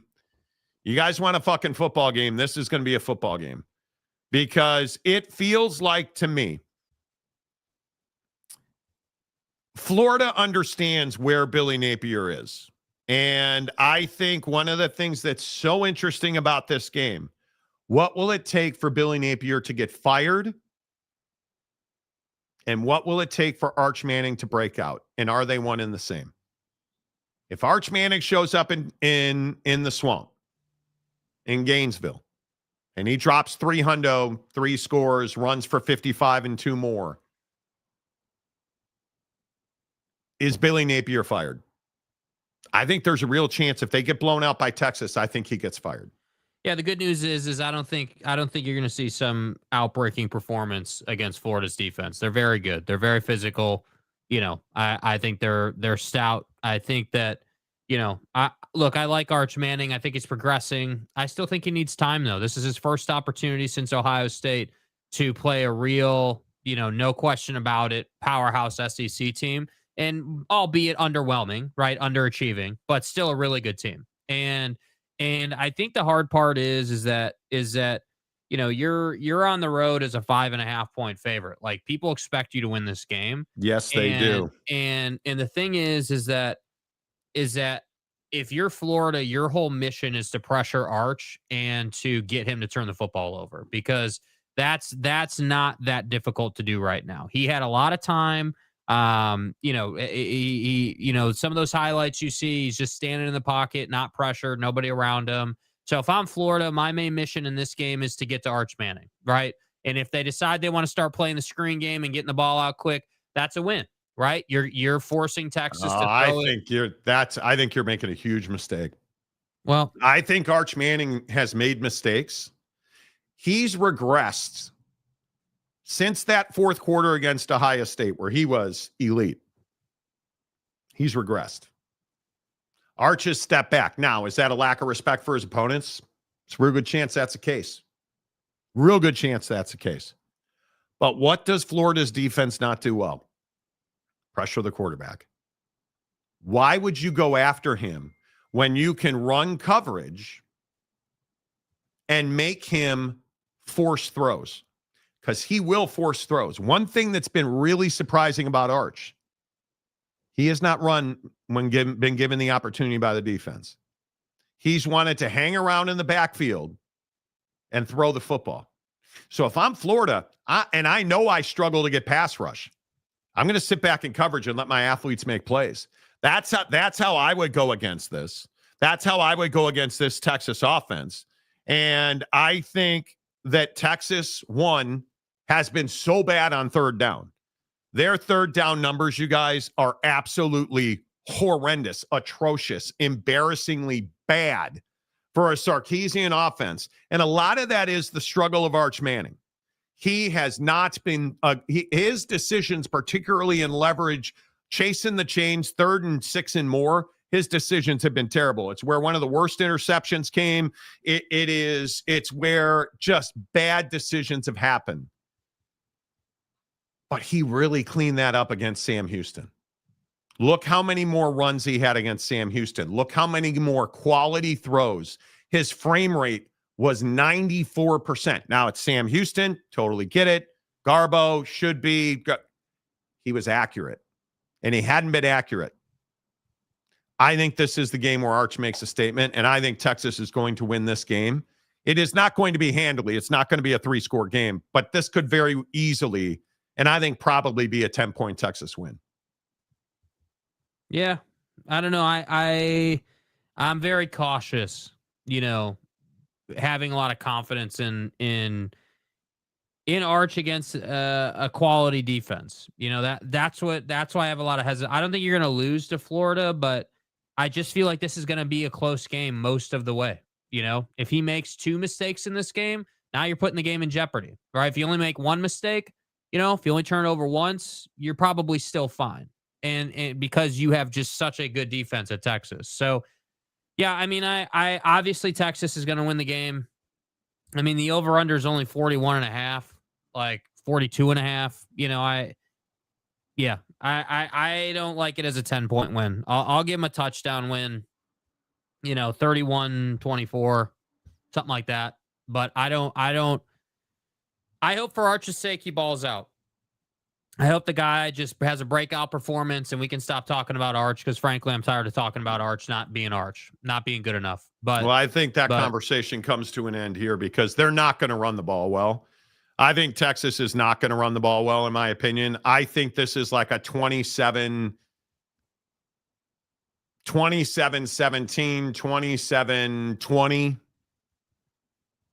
I just don't see DJ Lagway being able to operate against Texas's defense, who I think is absolutely elite. I think they're really, really good. And I think DJ Lagway struggled against the better defenses he's seen. I think their play calling sucks. Well, he's going to turn it over in this game. That. That's why I struggle to put Florida at 20 points. I struggle to see them score 20 points. And when I go back and I look at why Florida has struggled, it's because of the play calling. I am a big, big believer that the play calling has been mischievously bad. Really, really bad at times, especially situation-based play calling. On offense, it really has been bad. And you start looking at how many points they scored Do you guys understand that they have not scored more than 16 points the entire last month of the season? They put up 55 on Long Island. But South Florida, LSU, and Miami, they've scored 16, 10, and 7. And you start looking at that Miami game, which I think was very telling for DJ. 61 yards passing. Miami does not have the horses that Texas has up front. And DJ really struggled, and the play callers really struggled. He's been sacked 9 times and 8 times in 3 weeks. This is going to be a very long day for DJ. I don't see how they get to 20 points. I think 17 is a gift. I think this is 27-17 Texas. Yeah. Could be. Yeah. I think it's a day game in Florida. It's highly unpredictable, but I wouldn't be shocked to see Texas take advantage of some turnovers, which is why I have them close to 30. Yeah. Florida needs to do stunts on the D-line and have the occasional safety and linebacker pass rush. I don't think you can put everything up front and trying to get to Arch or move him because he's too good. He's too mobile, and his wide receivers have elite speed. So DBs and linebackers are going to be dropping, and that means their heads are not going to be looking in the right direction when he runs. Stupid. What's up, dude? Good to see you. Hope you are well. Joey Harper. Florida hangs around until the fourth quarter, but Texas steps on the gas and pulls away 27-17. Don't hate it. Big Blue Horses, 35-14 Texas. And yes, that hurt my heart to type that out. I'm sure it did. Jay McClanahan, you prick. 35-17 Texas. You hitting the caffeine tonight in honor of BYU, Jay McClanahan. Okay, see what he did there. It's supposed to rain in Gainesville tomorrow. Doesn't it always, right? Yeah, I think if it rains, Texas is going to win by more. West Virginia. BYU double shot of caffeine tonight. 10:30 start time at Mike Smith. Indeed it is. Cougar Vampires coming for our Mountaineers tonight when it is BYU at West Virginia. West Virginia. And I'm a vampire feeding off mass disappointment. Is a 19.5-point home dog on a 46.5-point number. Somebody drinking themselves a whole lot of that BYU blue Kool-Aid. Lots of Joseph Kool-Aid happening here. Joey Smith. BYU's undefeated. Playing good football. And nobody is noticed. Nobody's taken notice. Nobody's paying them respect, including such as and like. But here's my question. Has BYU spent too much time cleaning coal? Or are they ready to go to Morgantown and really control the football game from beginning to end? I think that's a huge question. You're a massive road favorite here. No, this is at Lavelle, I think, dude. This is at Lavelle. Am I wrong? Is this home? Yeah, this is a home game for them. Why did I write down that this is in Morgantown? No, it's what did Lavelle. I do here? Okay, great. You're fucked. It's over. Yeah, why did I write down that this is at... Wait a minute. Hang on. I have right across the top of my BYU sheet. Long road trip for BYU. What is wrong with me? Huh. You know what it is? What? It's that you're not drinking liquid death today. That's what Could it be. is. That's the problem, dude. Cocaine is a hell of a drug. Here's the thing, though. Has BYU spent too much time looking at West Virginia's win? Because I think this is a fascinating West Virginia team. Here's why I say that. Because they've won 2 games. And granted, one of their wins was Robert Morris. But they legitimately beat Pitt, who should have easily won that game. And now they have been terrible since that Pitt win. Now, that game was also at home. Yeah, see, maybe this was just, I should have gone to bed earlier last night. Because I wrote on the top, long road trip for BYU. That win over Pitt was in Morgantown This game's played in Provo. It's going to be a different story. You take you a deuce. You don't sit there and look at it. You flush it and move on.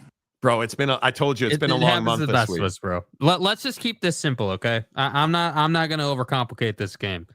I would 40-10. No. Ass kicking by BYU. No way. And what do you mean no way, dude? They're a 19.5 point dog. I think that's a really tough number to cover. You think you're going to win a conference game at home by 30 points. Yes. I think West Virginia is not a team that's going to be able to keep up at altitude. Night game. Good luck, dude. Like, honestly. Yeah, and Utah, I watched a lot of the Utah snaps. Khalil Wilkins is not that guy. And Jalen Henderson was not that guy. And I think BYU's defense is better than Utah's defense right now. BYU's defense is punishing right now. I mean, they are looking to be a problem. Yeah, I don't think West Virginia wins. I think they cover. And this is the game that BYU typically doesn't do what they're supposed to do. And I hope I'm wrong. I would agree with that. I think BYU should dominate the line of scrimmage in this game because I do think West Virginia's woefully under talented. But when you look at BYU, the Cougars don't do anything dynamically passing the football. They're very, and maybe by design, bland in their sets, their formations, their route combinations. They're not even schematically diverse in the passing game. I think it's one of the reasons that LJ Martin's had such a great start to the season because they've really relied on him to put Bear Bachmeier in good situations. I am curious how much we see out of Bear tonight. How many times will they ask Bear Bachmeier to throw the football? Less than 30. Well, it better be less than 30. I think when I look at this is an LJ game, dude. This is an LJ run your ass off kind of game. Like prove a point, get ahead early, run the football, burn clock, But did we get a look behind the curtain with how much Bear ran last week? Because Colorado's better than West Virginia.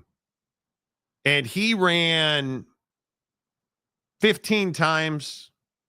He averaged 6.5 yards a carry last week. And he did it looking like a guy who is much better at running the ball all of a sudden. I think he will throw it 20 times. I think he will run it 15 times. And I think he will score 4 touchdowns. And I think LJ Martin's going to score 2 touchdowns. And I think BYU is going to win this game. But the question is, how many points can West Virginia score? Because I have no problem seeing 6 touchdowns from BYU. But 16.5 points? That seems like a huge number. And I feel like I'm sitting here talking myself out of it. I think this could be a 42-10 game. Or it could be a 42-27 game. And I think that's probably what it's going to be. 42, it's going to be close. The number's going to be close. And in those situations, I always take the dog. I'm going to say 42-24. Something like that. 42, middle 20s, BYU is going to control the line of scrimmage and win the game easily. Yeah, I like I said, I think they're going to punish West Virginia.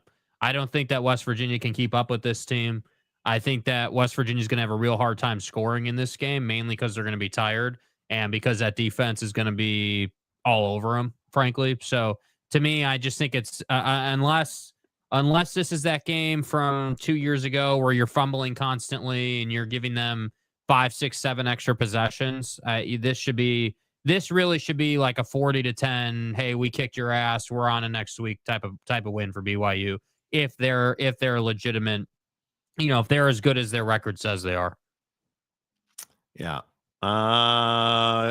Joey Harper, BYU West Virginia is one of those games that the longer BYU lets West Virginia stay in the game, the closer the game will be.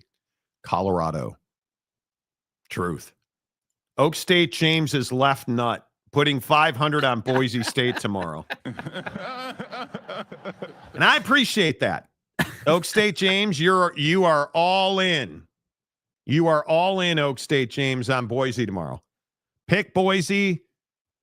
Talk about their great quarterback. Talk about how they're the team that's going to beat the Catholics into submission. Talk about their great running back who's no longer on their team. You know, I mean, it's really all you have to do. You know, it's not that hard.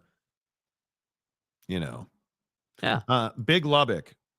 Les is unbelievably hard place to play. It's much harder than Bryce Nichols Stadium in Salt Lake City. See, I don't understand why you have to be such a red ass. Like, it's not Bryce Nichols. You don't even have a home field advantage. Yeah. That's I still don't understand this about Tech Fan a couple of weeks ago, talking a bunch of junk about how Rice-Eccles wasn't a difficult place to play. Then why all the false starts? Why all the false starts? Why the terrible performance from Baron Morton? Like, I'll never understand why Big 12 fan can't put respect on other teams. Like, it's wild to me. Gooby24, I'm a Utah fan, but I don't see West Virginia putting up more points at Provo against BYU's defense than they did at home against Utah. You tend to get, when you get away from your home and you stretch your legs a little bit in a new situation. I don't know. You're probably right. Gooby, you're probably right. I'm probably wrong. But, it's Ohio State and everybody else. Totally agree. Dana Marie, who's Bryce Nichols? No idea. But what did the scoreboard say? At what game? I don't know. What are you referring to? Vandy at Alabama. How much interest is there in this game? A good bit. You think there's a lot of interest in this game? Oh yeah. I think people want Vandy to ruin Alabama's season. Something terrible, dude.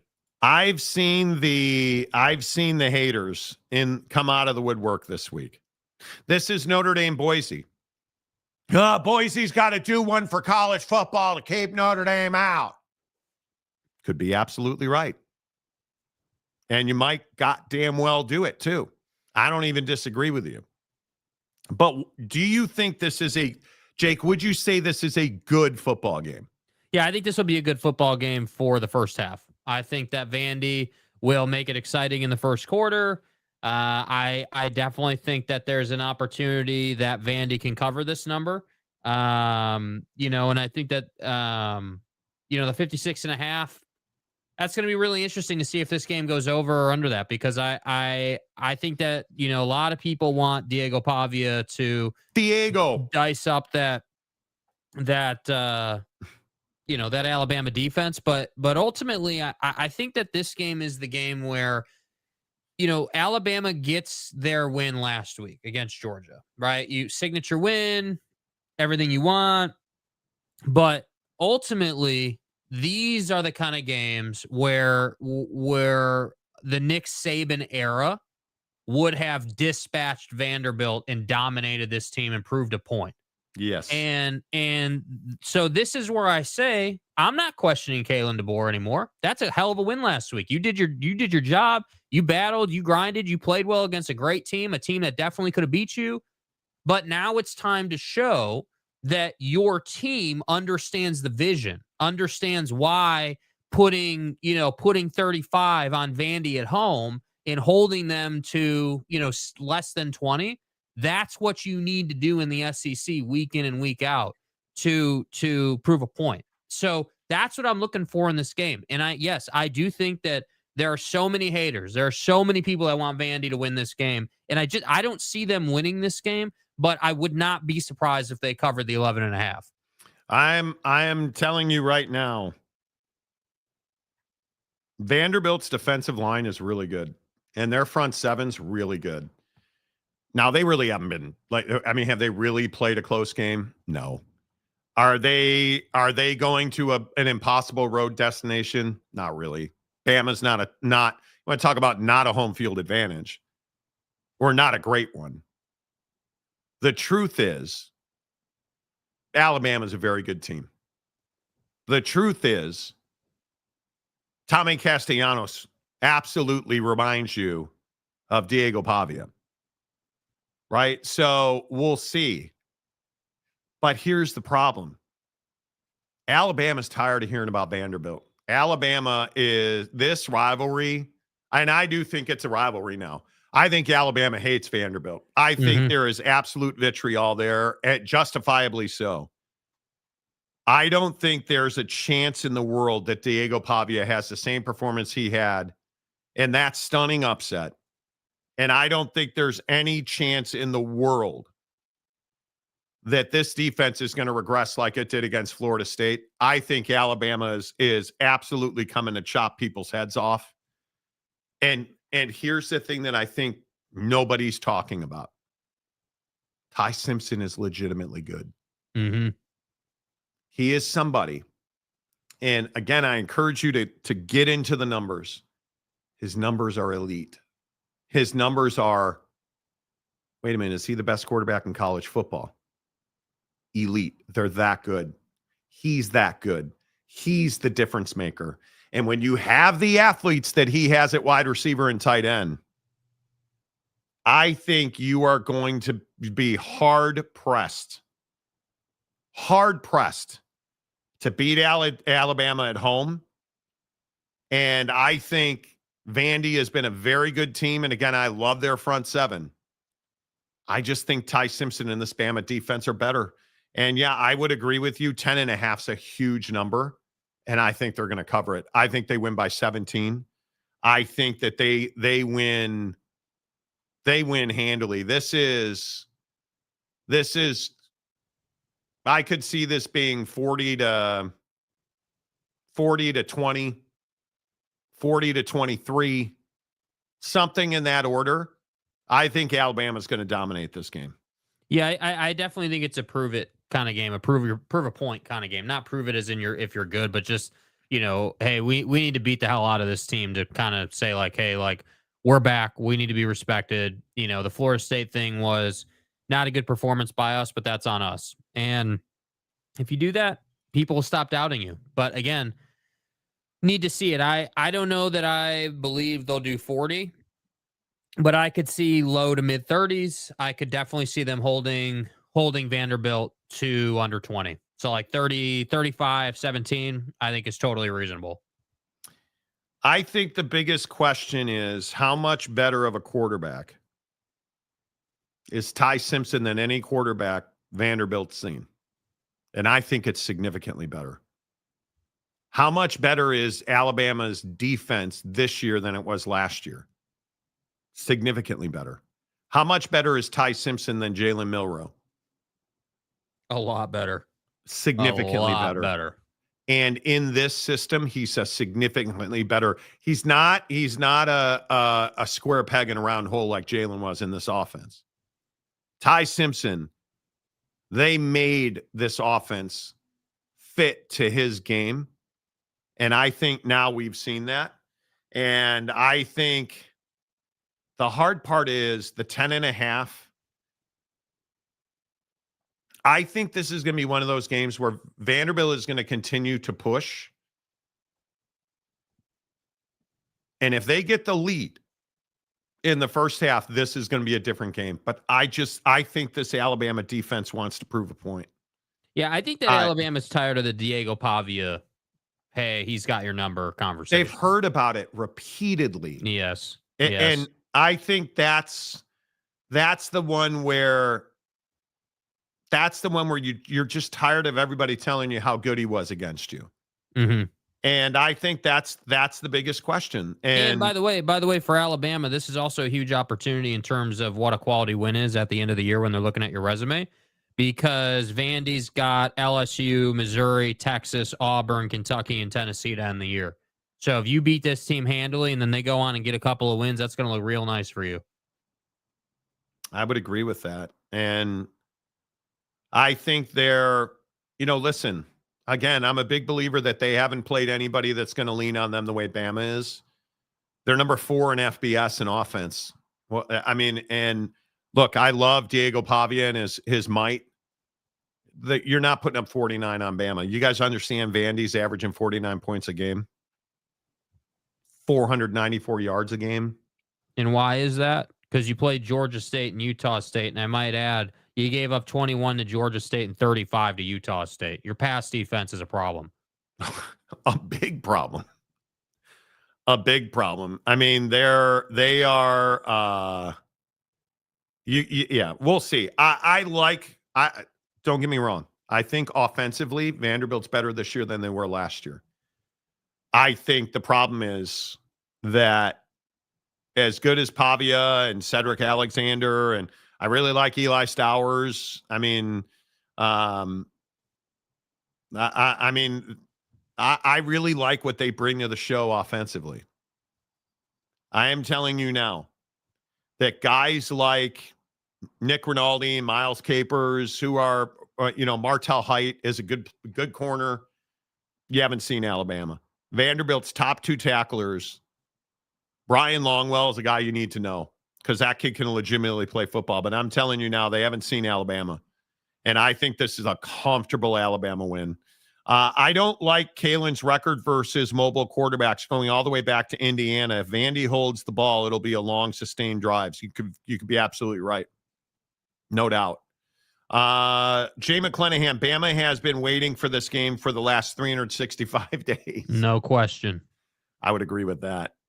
That to me is... I just think when you beat Georgia the way they did, when you grinded Georgia out, when you battled them and you made the plays you made in that game, you can't beat Georgia only to fall on your face with Vandy. This team, if you lose to Vandy here, I'm going to have serious questions for DeBoer. This team's got momentum. This team's got a ton of pride coming out of the Georgia game. There is zero reason to lose this game. If you are disciplined, you play the way you did against Georgia, you will win this game comfortably. But if you regress back to what you were, which again, I don't think you will, but it's just when you do what you did against Florida State, that always kind of hangs around. So yeah. I just want to see them be cold-blooded about it. If you're, let's say that you're 14-0 after the first quarter, I want to see you run out to 45 points, 50 points. 60. Yeah, 60. Put it on them, dude. No mercy. Do not take the ones out. We are going to punish you. That's what I want, man. My guy, Michael, who is a TikTok DMer. Are you stupid? Nobody questions Diego Pavia and lives to celebrate it. Well, who are you, Big Daddy Magic? Why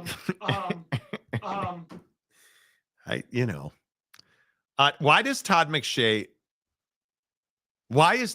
not at ESPN? I guess is the question. This is probably why. Alabama had lost this game after losing to Florida State, and Florida State just lost to Virginia. And all that place is vicious. Watch that trash Paul Feinbaum to see how vicious and it's just not good. It's just not good humanity. Right. Okay. Get my little shot in it, Paul. One of the all-time cowards. Is it October 1st yet?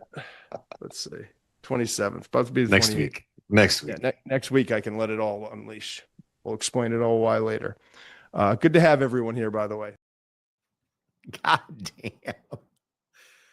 I would, if you don't watch the McShay show, you're crazy because it's a really good show. But is there anybody who likes Paul Feinbaum? Because he is rather unlikable. I would agree with that. Mm-hmm. But that's why we have Feinbaum. Yeah, I just think that he doesn't do himself any favors. It's okay to be a red ass talking sports, but once you start talking about politics, now it gets personal. And that's what I don't think Paul Feinbaum understood, dude. If you're gonna say, oh, I'm gonna come out here and run for a congressional seat or whatever he said, you know, I just think you're asking for trouble, dude. Like, is it too much to ask for you to just ride off into the sunset with your ESPN retirement? Like, is it too much? Like, is it such a burden on you as a person to be a gazillionaire from doing ESPN that you got to go and get into politics? Like, it really bothers me. Like, Jake, he's called to serve. yeah, he's called to serve. Yeah, my ass, dude. It's in his heart. Yeah, America, I'm sure it America is. needs help. I'm sure it is. Well, that's the issue. Paul isn't it? Feinbaum is going to fix everything. Him and Tommy Stupidville are going to get together and they're going to solve America's Yeah, problems. maybe they can reopen the government. Maybe they can tell me where Provo is. That's what they do. Jeremy, Monty, I hate your show. Oh, The fact that you don't know that the games in Provo tells me you're a clown ass faker. Yeah, you know. I have one misspeak and I'm a clown ass faker. a clown ass faker. Love it, Jeremy. Love it. Monty should stick to sports. There you go. There you go. Dana Marie, there's no way Boise beats Notre Dame. Why would you say that, James? Why, James, in your 800th burner? Why would you say that, dude? My favorite Feinbaum take from last season, Ryan Day's tenure in Columbus is over. There's one of those for sure. I don't hate Paul. I've understood and I've learned how to Digest ingest his bullshit. Yeah. How to ingest his bullshit. That's why we have Feinbaum. Right. Feinbaum is exactly the kind of average asshole that decides they should be helping run the government. Agreed. Exactly. I couldn't agree more, dude. That's Project fact. 2025 is not real. I don't know anything about it. Monty, you're wrong. Stick to sports, bro, I don't unless know it's power what it rankings. is. I don't know what it is. I've never heard of it, and I don't want to know anything about it, except now I'm going to call the guy that runs it, and he's going to make all the decisions now. Monty, you put the Detroit Lions at the top of your power ratings, and you stop talking about Project 2025. That's not Trump. And then Trump tweets that the Project 20, the great people, and you suckers voted for him. Rock and rant. Not all heroes wear capes. Who knew Todd McShay was the great American hero?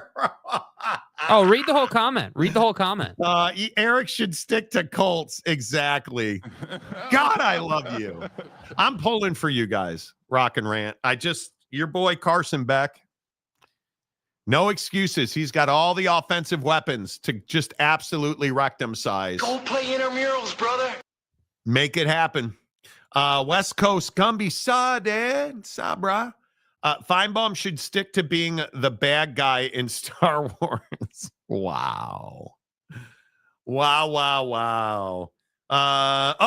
Jeremy, credit to you for actually reading my take. I still hate your show.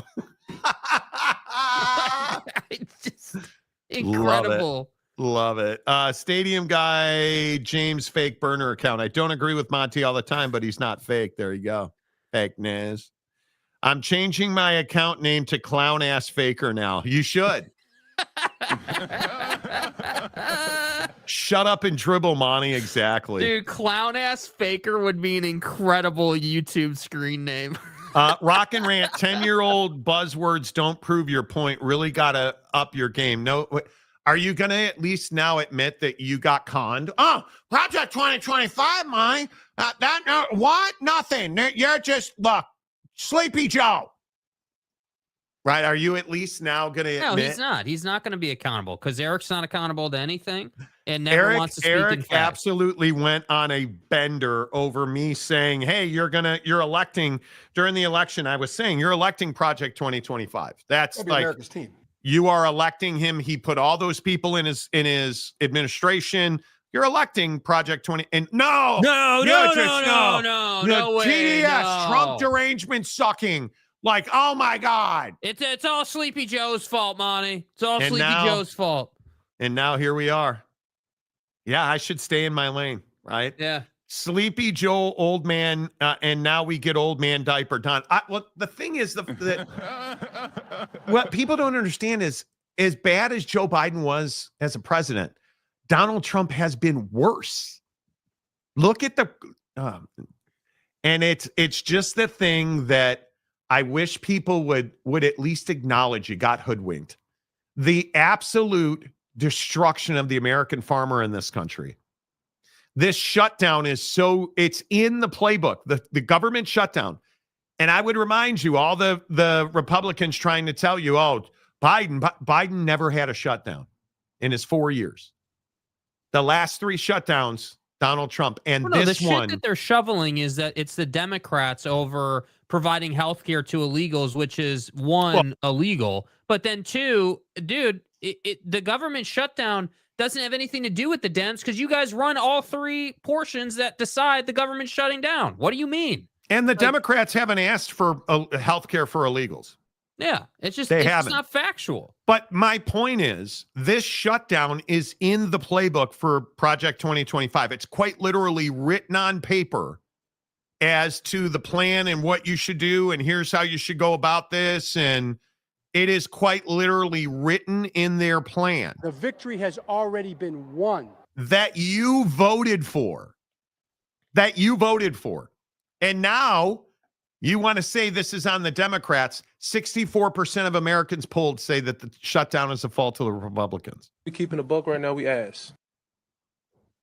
It's not rocket science.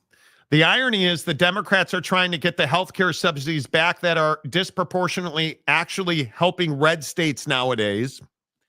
And I'm not here to champion them either, but facts are facts. There's no championing but I think any of these people. Dude, it's a great point. Even out of like rock and rant, dude. Like, it's a great point. Like, the Republicans have done such a piss poor job that now it's put guys like you, who I'm assuming you're a Republican just based on how you've worded this, but it's put your pretty middle of the road, right leaning Republican in a spot where they now have to support what the left wing Democrat is trying to do in Congress. Yes. Because you've done such a bad job. So I just think it's funny that we have a guy here abusing his power, doing everything he told you he wouldn't do, and now all the the MAGA people don't want to be accountable that you made this happen. This is on you, and now we get to deal with this until the midterms. So, it just is what it is, dude. And again, I'm telling you, I don't believe for a second that Donald Trump wants to stop this shutdown. He knows it's really good for him. It allows him to shrink the government, which under normal circumstances would be fine. But you've got military deployed in cities who are not getting paid now. You've got our soldiers not getting paychecks. And you've got public servants not getting paychecks. And now Mike Johnson sent everybody home. And they don't want to fix this. Nope. Because it allows them to not swear in the congresswoman who won an election fair and square, allows them not to swear her in to release the Epstein files. It allows them not to deal with their real issues around the budget that are hurting people like us. We're the ones paying for this shutdown. You think Donald Trump is going to lose a nickel of his money out of this? Of course not. But then you go and look at the farmers who can't afford parts for their combines. Do you understand how important we are in the harvest right now? Do you understand I don't think they give a damn about that. Do you understand that there is no market for American soybeans because of the trade wars? What does this shutdown allow us to do? Not have to talk about tariffs. $17 trillion that we have not seen a penny of. And you want to send $500 subsidies to American farmers, and you think that's not going to cover the cost of an axle on a broken John Deere. Like, it's crazy to me. Yeah, that covers food for 5 weeks, 6 weeks in your economy. Just saying. I want us to be Americans again, and I want us to understand healthcare is it's humane.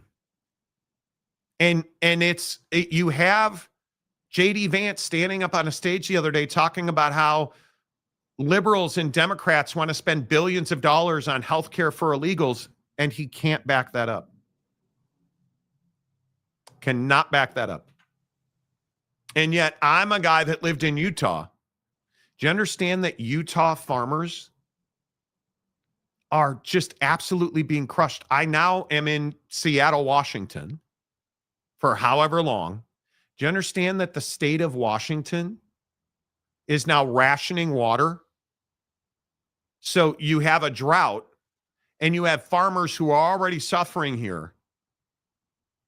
And in neighboring Idaho, farmers in Idaho cannot afford to harvest the crop that they've grown. And it's largely because they can't afford the tractor. It's so expensive to fix tractors now. I told this story. We were at Home Depot a couple of weeks ago. In Salt Lake City, we were in Home Depot.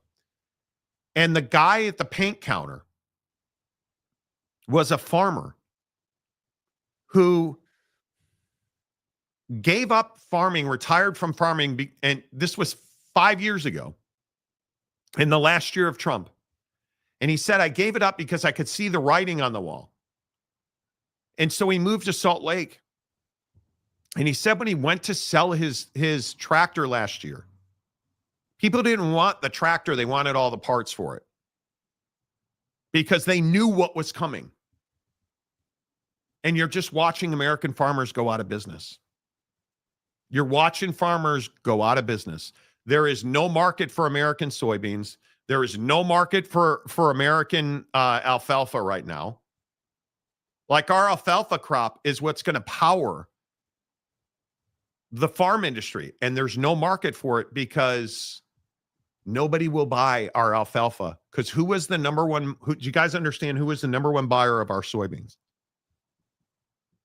You know what I'm going to say? Overwhelmingly, it was China. And they're not buying any soybeans. They are not buying any alfalfa. They are not buying any American beef. They are not buying nothing.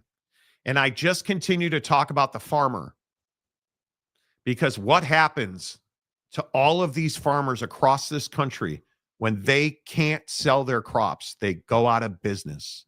And when American farms go out of business, we don't eat. And the people who don't eat most are the poor, the underprivileged, the people we don't care about.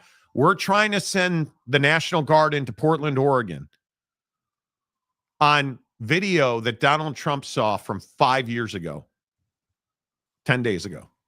He watched a video 10 days ago from 5 years ago, and he believes that that's reality. He's trying to send the National Guard into Chicago. Do you guys hear about this ICE raid? They showed up at 3 a.m. in an apartment building on the south side of Chicago and pulled over 300 people out of their homes.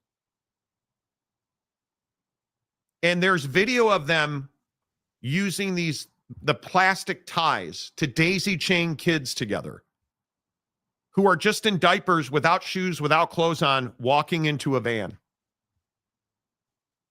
And you know how many of those 300 people they arrested? One with an outstanding narcotics warrant. You decimated, and the bigger issue is now more money is having to be spent on those 300 people because they destroyed their apartments looking for evidence. They just roll up, break their doors down, destroy their apartments, yank them and their kids out of bed, put them on the street, tear their shit up and be like, oh, didn't find anything, go ahead. And you put one guy, you found one guy that had a criminal record. I think they took 32 people into custody and found one guy that was a criminal, had an outstanding warrant. And this is what we all signed up for. Fuck that. That's not what I signed up for. That's not America. That's a huge problem. Tech is still minus 9.5. Yeah, it is. What's wrong with that? What's wrong with that, Aaron? Yeah, what do you mean? Did the number change, or what, did you think the number was going to change? It's Houston. Bet 365 has him at 11.5. The Vegas composite is 11.5. ESPN bets got him at 11.5, 51.5. Houston tomorrow. That's going to be a really interesting game. That's going to be a really interesting game. Be careful with that. Wow. Look at I did read that one. Calford gifting 40 Monty Show membership. Calford, appreciate that, man. Thank you very much. I did say Chad Carter gifted 10 Monty Show memberships. Thank you, Chad. If I did. Amazing. Speaking of Texas, how good is North Texas? Well, didn't we talk about this on Tuesday, I think? North Texas, I think it's like 6th in the composite offensive statistics in all of college football. Some crazy number like that. After they beat Army 2 weeks ago, I'd have to look it up, but yeah, they're 8th now. North Texas is 8th in composite offense in all of college football. 8th for North Texas. How incredibly crazy is that? Yeah. Aaron Wilson gifts 1 Monty Show membership. Thank you, Aaron Wilson. Appreciate you, America's favorite mailman. University of North Texas, best coffee mug ever. Look him up. Okay. Calford, hello. Good to see you. Good to see you. All right. Real quick. Where is my Manny Machado? How are you guys excited for the baseball playoffs? Obviously, I am. But did you see the Padres' reaction to losing to the Cubs last night? I think this is fascinating. The Cubs win a really good series, 3-2. This is Jay Preller, 2.5 hours after the game ended, is walking around Wrigley Field talking on his phone. Like, this screams of a guy that's devastated.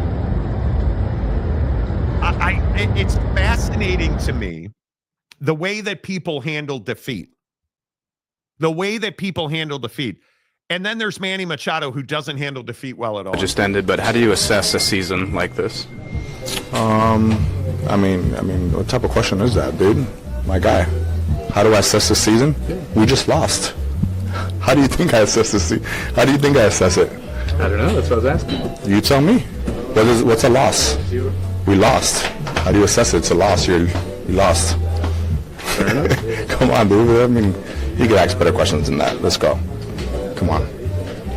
Thank you. You know, wait till the last second to ask that question. Come on, bro. Hey, quick question, Manny. Just asking for a friend, brother.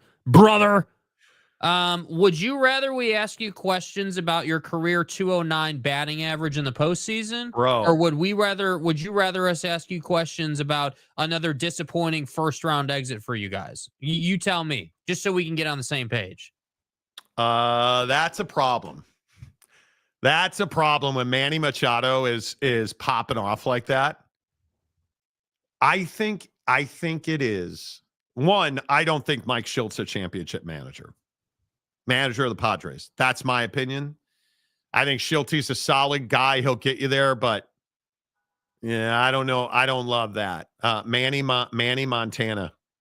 I think that's very interesting. They should have won.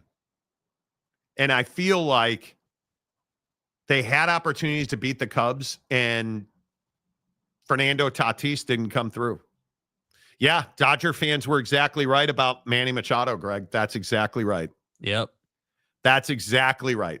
And I think it's very telling that San Diego has never gotten over. And I wonder this offseason, do you trade one of your big names to try and get better? Because I think they're going to need to get significant. Like, you look at the Mariners have all kinds of talent. I think the Mariners are on that arc where they're only going to get better. I think what Schlitter did for the Yankees last night, you guys, was incredible. I mean, the balls on this guy to have that kind of performance in a Chanky uniform against the Red Sox in a clinching game, to go 8 innings, 5 hits, 12 K, No earned, no walks, which is just wild. And then Bednar came in, walked a guy, and made you a little nervous, but slammed the door. Yankees dominated. And now the best part about this is I think this next round, every matchup is compelling. The Yankees in Toronto, regional, I think that's great. I think the Dodgers and Phillies is going to be a fantastic Incredible series. I think the Tigers, I really hope the Tigers can be competitive. They were so bad down the stretch. And Seattle, the question about Seattle is, did they peak? Because that stretch where they closed out the Astros, unbelievable. Fat ass hitting home runs. Fat dumper. And then the Cubs and the Brewers, huge rivalry. Nobody's getting on airplanes in that series. I'm excited about it. I am really, really excited about the Major League Baseball playoffs. Yeah, it's set up to be one of the best Octobers we've had for baseball in a long time. And I think that I really think that, if you're any kind of sports fan, you should really appreciate the baseball that's going on, because I wasn't watching Thursday night football. I was watching playoff baseball. Yeah. And that Yankee game was just incredible, dude. Just awesome. I think it's going to come down to Phillies and Brewers, and I think the Brewers have really good pitching. And I don't know that the Phillies catch the ball well enough to beat the Brewers. And I think there's a chance it's a Milwaukee. I think it's going to be Yankees and Seattle. And I think that's a toss-up. I think it's a toss-up. I think the Yankees, if Schlitter keeps pitching like that, they're going to win that series. That guy's got ace written all over him, bro. Oh, fucking finally for the Yankees. Yeah. Right? Finally you have an ace. I think you are looking at a Brewers-Yankees World Series. I think there's a real chance that happens. Cubs in 5. Dude, speak it into existence. Speak it into existence. Joey Harper. Oh. Love to see Mariners and Cubs. Me too. Now that I live down the street from the Mariners. If it's Mariners-Yankees, I'll be at every game of that series in Seattle. Absolutely will. The Monty Show is always presented by the Advocates at theadvocates.com. Enjoy the games. This is where you play the music. Enjoy the games this weekend. Unless you're in the Big Ten, you don't really have any games. Losers. Always appreciate it. You get into an accident, hit the Advocates at theadvocates.com. Until Monday, say goodbye, Jake. Goodbye, Jake.